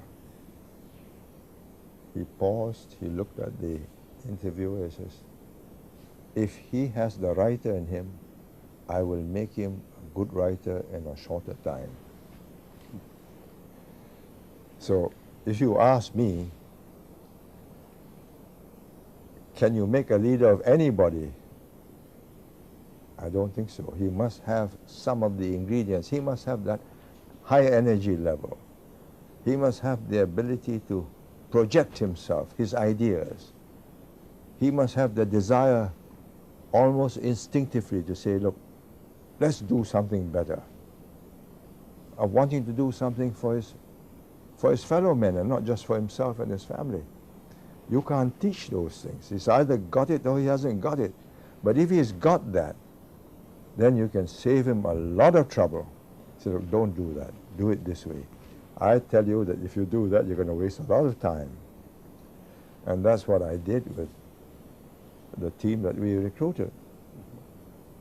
And you fashioned for yourself your own private tutorial, didn't you? In flying around the world and learning the lessons that had been Yes. to be captured from the failed experiments of some of your comrades in the decolonized period. Absolutely crucial. Let somebody else pay for the lesson. If you are stupid enough to go and do exactly what he's done and you're paying for it, then you're losing your opportunities. I just go watch and say, oh, that's so, that's a no-no. So how important is the travel portion of Oh, learning? very much Seems so. like it's critical to your Oh, whole life. Absolutely. I'll give you this example. It's better now. I can judge the state of an economy of a country by the state of the guest house. Yes, by the state of the guest house. I went to Egypt, Cairo, first time in 1962, and I stayed in one of Farouk's palaces.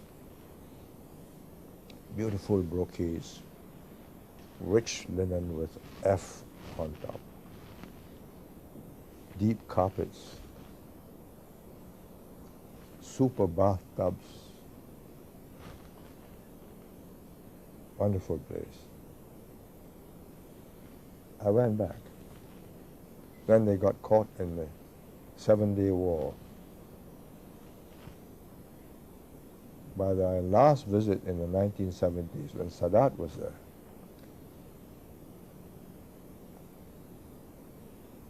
the linen had gone and there's cotton. The curtains had also been in a state of disrepair. And when you flush the toilet, instead of going down that way, it came up this way. Oh my, that's Well, yeah. I have not been back, so I'm quite sure that now with development things have improved. But I don't have to go out. So when I started, in the days before we had hotels, I told our controller of the household, I said, before the guest comes in, you better stay there.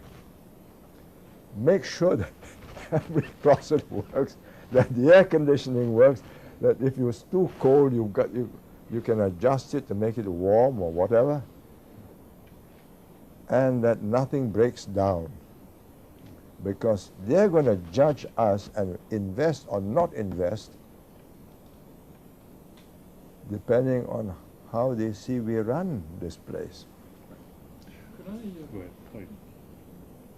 crisis has been very much part of Singapore's history, and you clearly were able to use crisis to move the country forward. I wonder if you would just reflect on crisis as both a challenge and an opportunity for leadership. Well, it is, because a crisis puts a whole people on tenterhooks. I mean, when the British said in January 68, you know, we've just become independent in 65, and we were worried, how do we defend ourselves? When were the British leaving? We wanted them to stay as long as possible.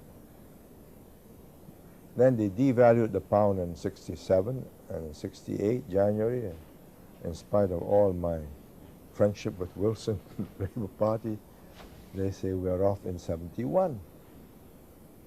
So unions who worked for the British were going to be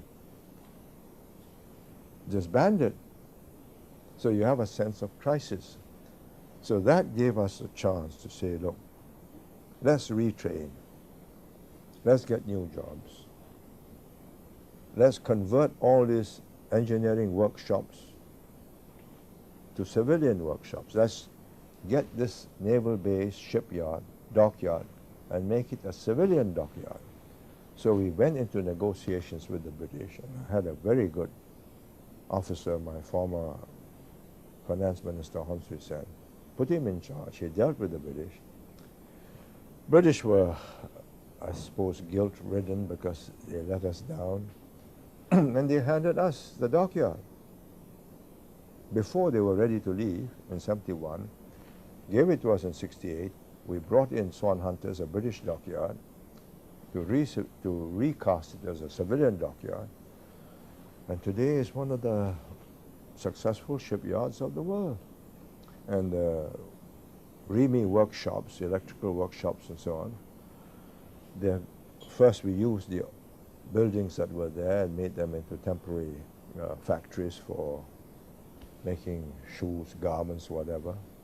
Now they've been demolished, rebuilt, high-rise factories, and Hewlett-Packard, Texas Instruments, you name them, they're there. You can galvanize people easier when they are in a state of fright. One of the dispositions we try to teach our students is to be able to face failure every day so that they can learn from their tactical errors, even how they had a conversation, that they spoke with this person in front of that they failed to be articulate about this, so that then they can take corrective action the next day. Now, it would be very helpful to have our students know something about some of the failures that you experienced. They might be tactical failures, ways in which you regret that you handled the situation this way. Perhaps you were more fearful than you needed to be, or failed to take into account this stakeholder and their interests, and then stepped on a booby trap unwittingly.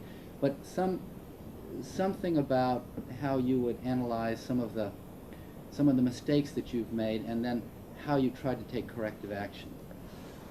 Oh, so many mistakes. We start off with, say, the equipment we bought when the British were leaving. Some they gave us, like the dockyard, it couldn't be moved. Then they had Bloodhound missiles, 50 Bloodhound missiles. They will shoot aircraft down at 50,000 feet. It was going for cheap, because otherwise they got to bring them home. Should we buy them? My defense minister, Go Keng Swee, who was finance minister, was a very able man. I made him defense minister. He says the chances are they're going to come in low and bomb us from a very low height. We need something that will get them at 3,000 feet. I thought it over. I said, okay, we buy that. But we also buy this 50,000 feet Bloodhounds. I wanted to do it for two reasons. One, I wanted to keep the links with the British and get them to stay for as long as possible. Two, it was going for cheap, so why not keep it? And my potential enemies may not know that these things are not effective against low-flying aircraft. Anyway, they look very formidable, bristling away. But that was a mistake. We lost money there for no rhyme or reason. We refurbished it. I think we should have just bought the Rapiers and later on the IHawk, which we bought. And now we've got the improved IHawk.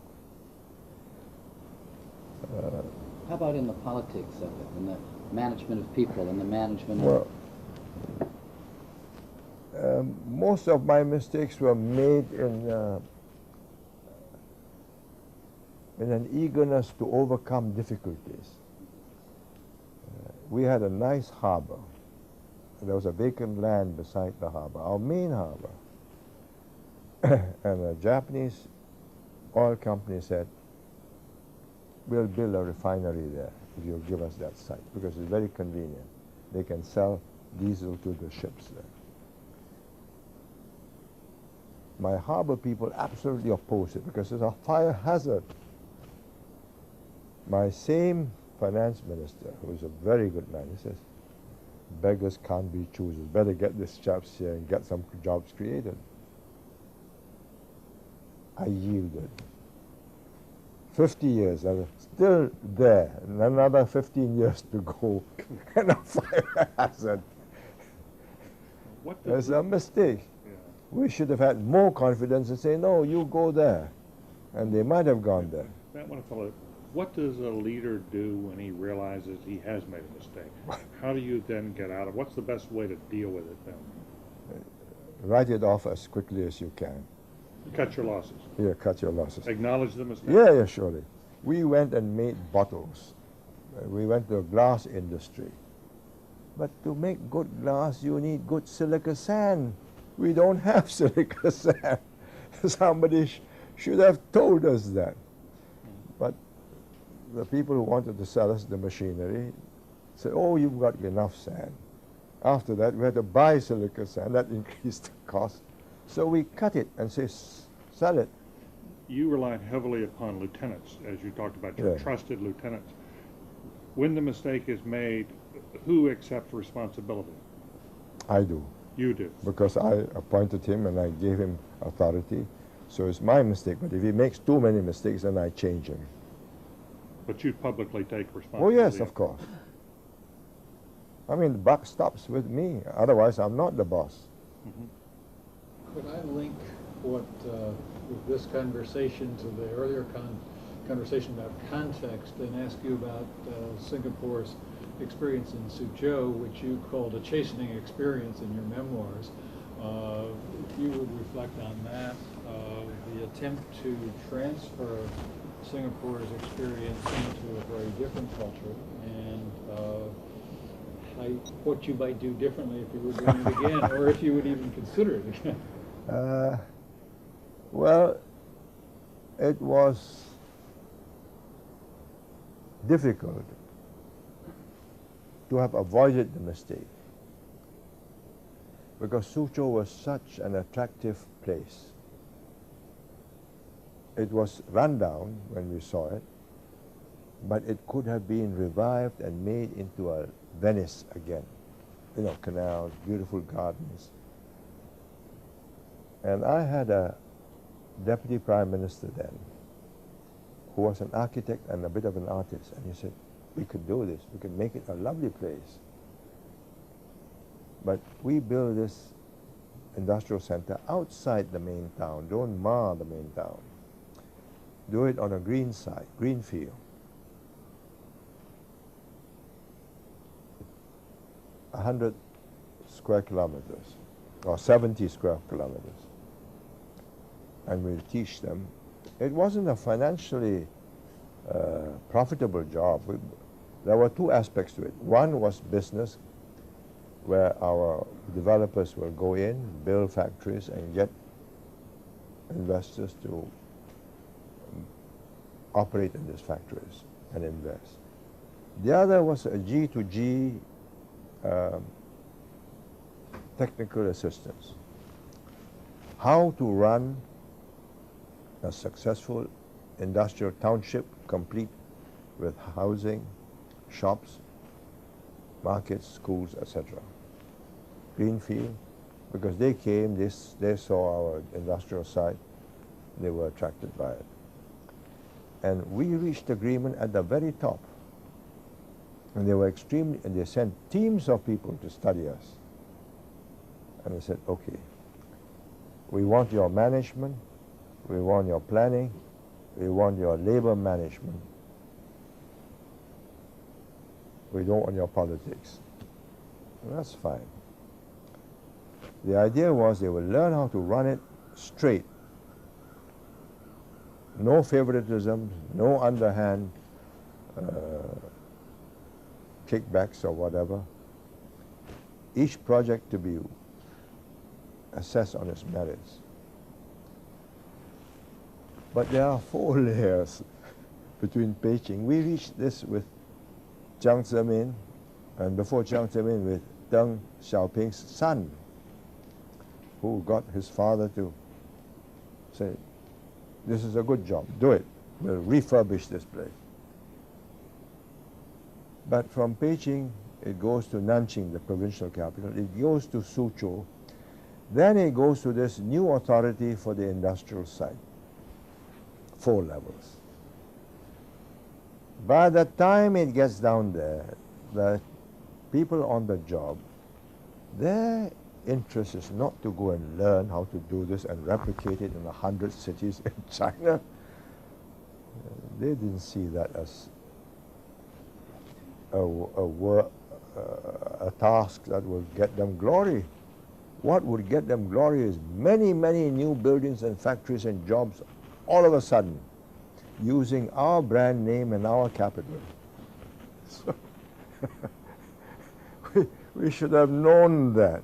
We thought we spoke Chinese, they spoke Chinese. We eat rice with chopsticks, they eat rice with chopsticks. We will get on fine. It was totally wrong. Would you do that again? Would you, similar venture, you decided to pull out? No, we have... There's some real elements of success there, at least measured in Chinese terms. Yeah, but we are not pulling out completely. We are handing it over to them. Yes, we are just staying on to hold their hands and say, look, perhaps you ought to be doing it this way. But would I do it again?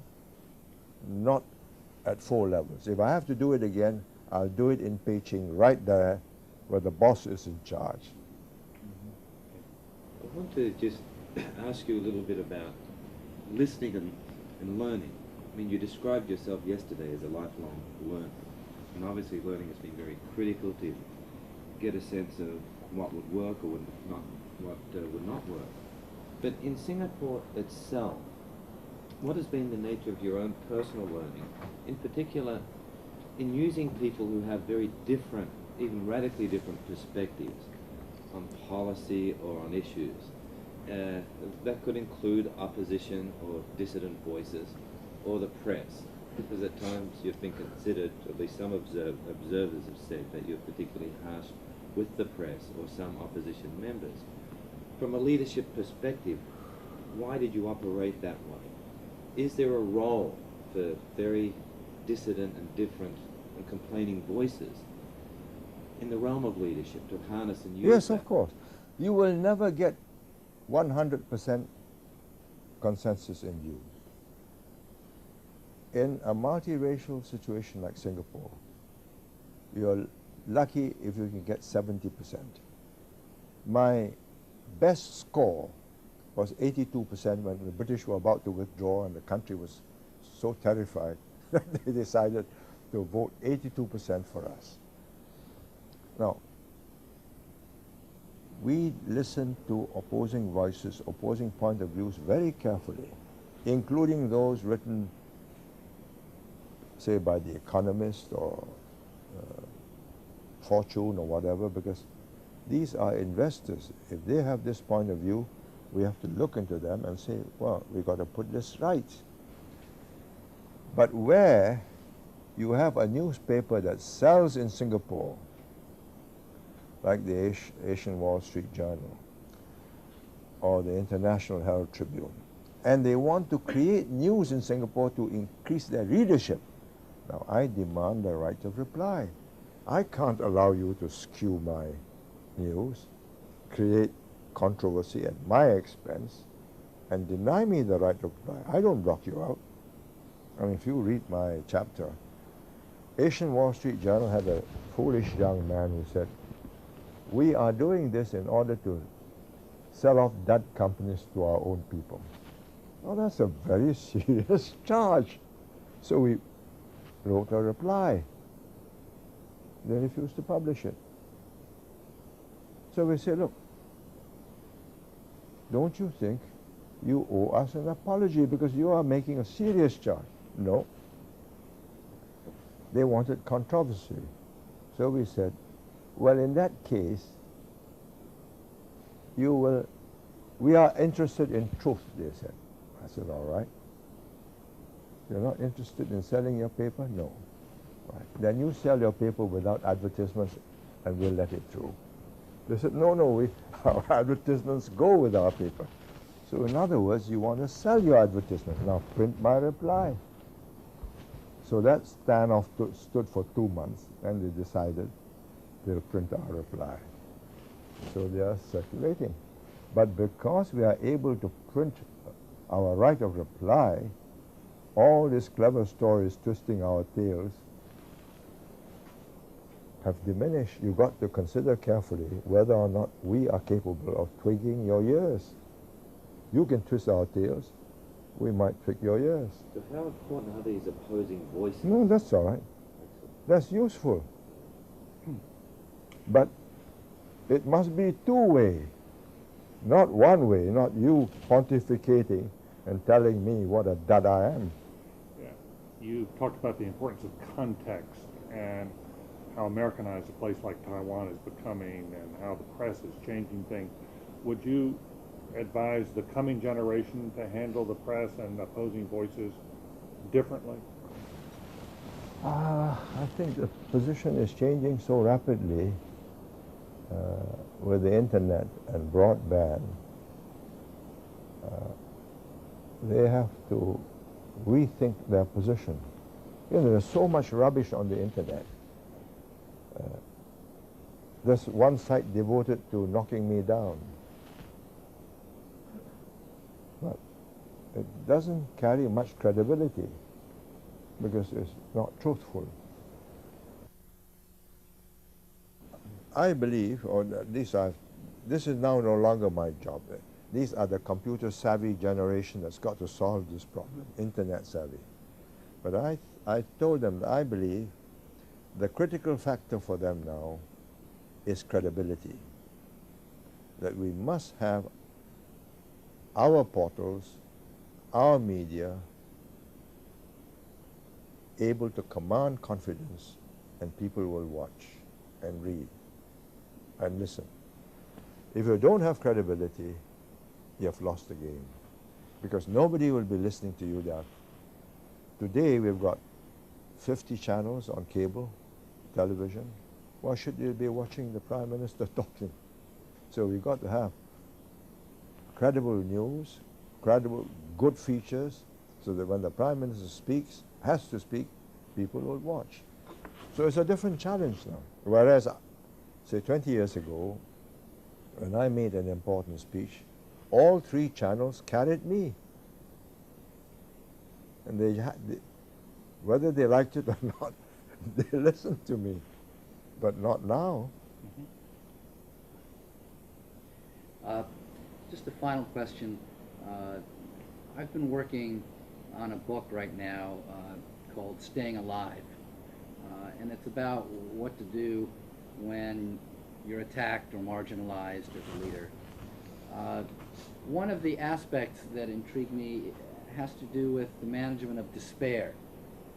Because there are moments when one inevitably feels that despairing, or and it would be helpful to know, for example, you and David were joking at the very beginning about playing golf, but some people don't take time for themselves.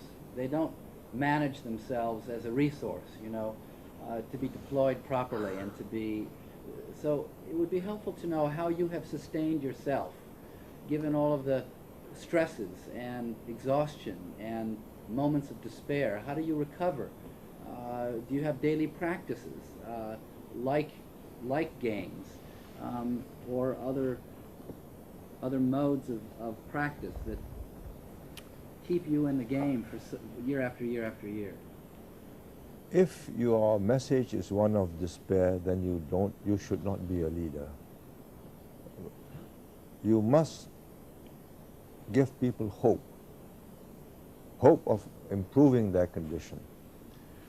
There are moments, of course, when you feel very down. Yes. Either because you're physically down or emotionally down, or because the world has turned adverse against you. I think when you are in that condition, the first thing you do is to get a good night's sleep, then get a swim or chase a ball, get the cobwebs out of your mind. I believe and I've practiced this for all these years in politics, that if you're not fit, you're going to make mistakes. Physically fit. You must stay physically and mentally fit. I exercise every day. I used to jog, swim, play golf. Golf more for relaxation, just to get away from the smoky conference rooms. And it's part of the balance you keep. Now, I cycle, I swim, even when I travel. And since the last 10 years or so, I've learned to meditate, because it's one way of calming yourself. It takes practice. I had a doctor teach me. He was a Buddhist, and he retired, and he spends his time helping people to meditate, especially those with terminal illnesses, you know, to take life calmly. And I think at the end of, say, 20 minutes to half an hour, my pulse rate can go down from 100 to about 60. I mean, you can feel yourself subside. Yes. I mean, you still your mind, you empty your mind. Then when you're rested, you resume quietly. You still got the same problems. Maybe you sleep on it, come back, look at it for a few days, and decide maybe there's a better way of solving it, or talk to some friends, get some ideas. But if you're not in good shape, you're going to make mistakes, and that's disastrous. How do you keep yourself mentally fit?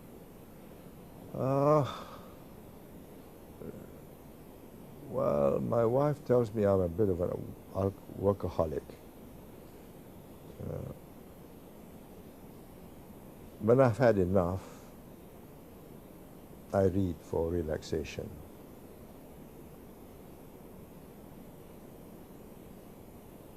Because you can't just switch off and go to sleep. Or if my eyes are too tired, then I'll surf the television and see what's going on, what's the drivel they're putting out that other people are watching. But I find reading is probably the best antidote. It takes you into a different world for a while. History? History, yes, but contemporary, what's happening? Why are these things happening? It's not my problem, I mean, but it's interesting to know that other people have more severe and pressing and dangerous situations. You get a kind of Schneidernfraud. Lucky I'm not in his shoes. You have fault. I have one final question. Thank you. Yeah. Senior Minister, I wondered if you could cast your mind around an issue that we're wrestling with here at the Kennedy School, and because you have such creative solutions. We've talked here about the training of young people and preparing them for leadership positions. We're also considering the possibility of ways to bring in emerging world leaders. People are perhaps in their 30s or perhaps their early 40s who have begun to distinguish themselves in their own cultures, and bring them together here at the Kennedy School and work with them both here and through the internet. I wondered what you might think of such a program, how it could be most productive, and the ways in which people like you who have had these enormously distinguished careers, how you might contribute in some fashion to helping this next generation come up. Spotting, talent spotting a political leader is more difficult than talent spotting a CEO. talent spotting a political leader is more difficult than talent spotting a CEO. Yeah. The CEO here, you have more finite requirements. He just needs to run the company and show profits. When you want a political leader, you've got to get somebody with the right motivation. If he wants to make a name for himself and a fortune, then he should be a political leader. He's in the wrong vocation. So you've got to be very careful about motivation. When I recruit a person to be an MP and then toss him in the deep end of the pool before he makes it to a minister, I try to fathom what is it that drives him. Why does he want to do this? Fame, glory, importance? Everybody has a bit of that. I mean, as Herman Khan once said to me, God, glory, gold. He summed it up quite neatly, but you must have something. Maybe God, do some good. Without that, you're not a good leader. When you face setbacks, you give up. But if you believe you've got a mission, when you face setbacks, you take a deep breath, you subside, you think it over, you mull it over, you turn the egg upside down, head down, and finally you try.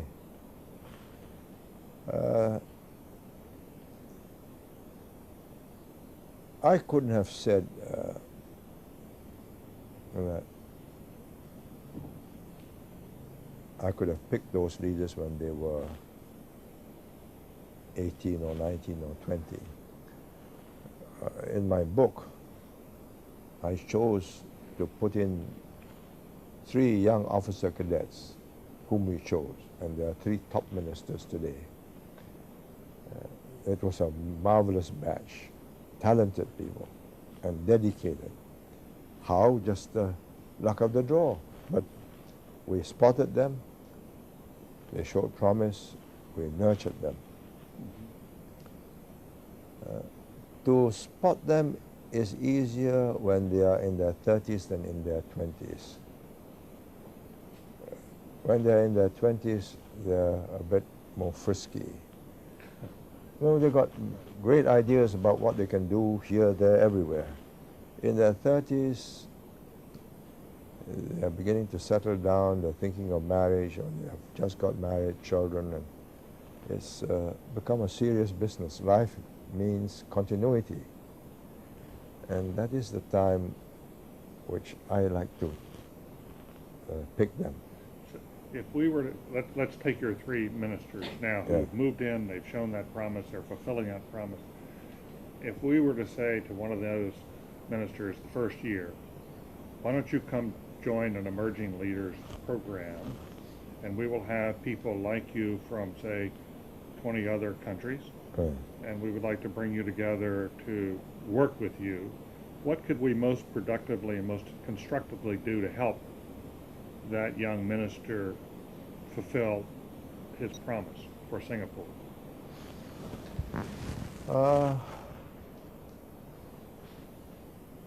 Depending on the field of interest,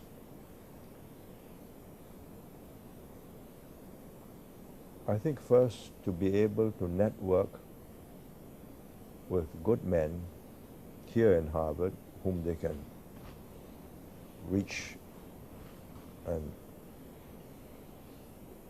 develop a relationship and get ideas from over the years.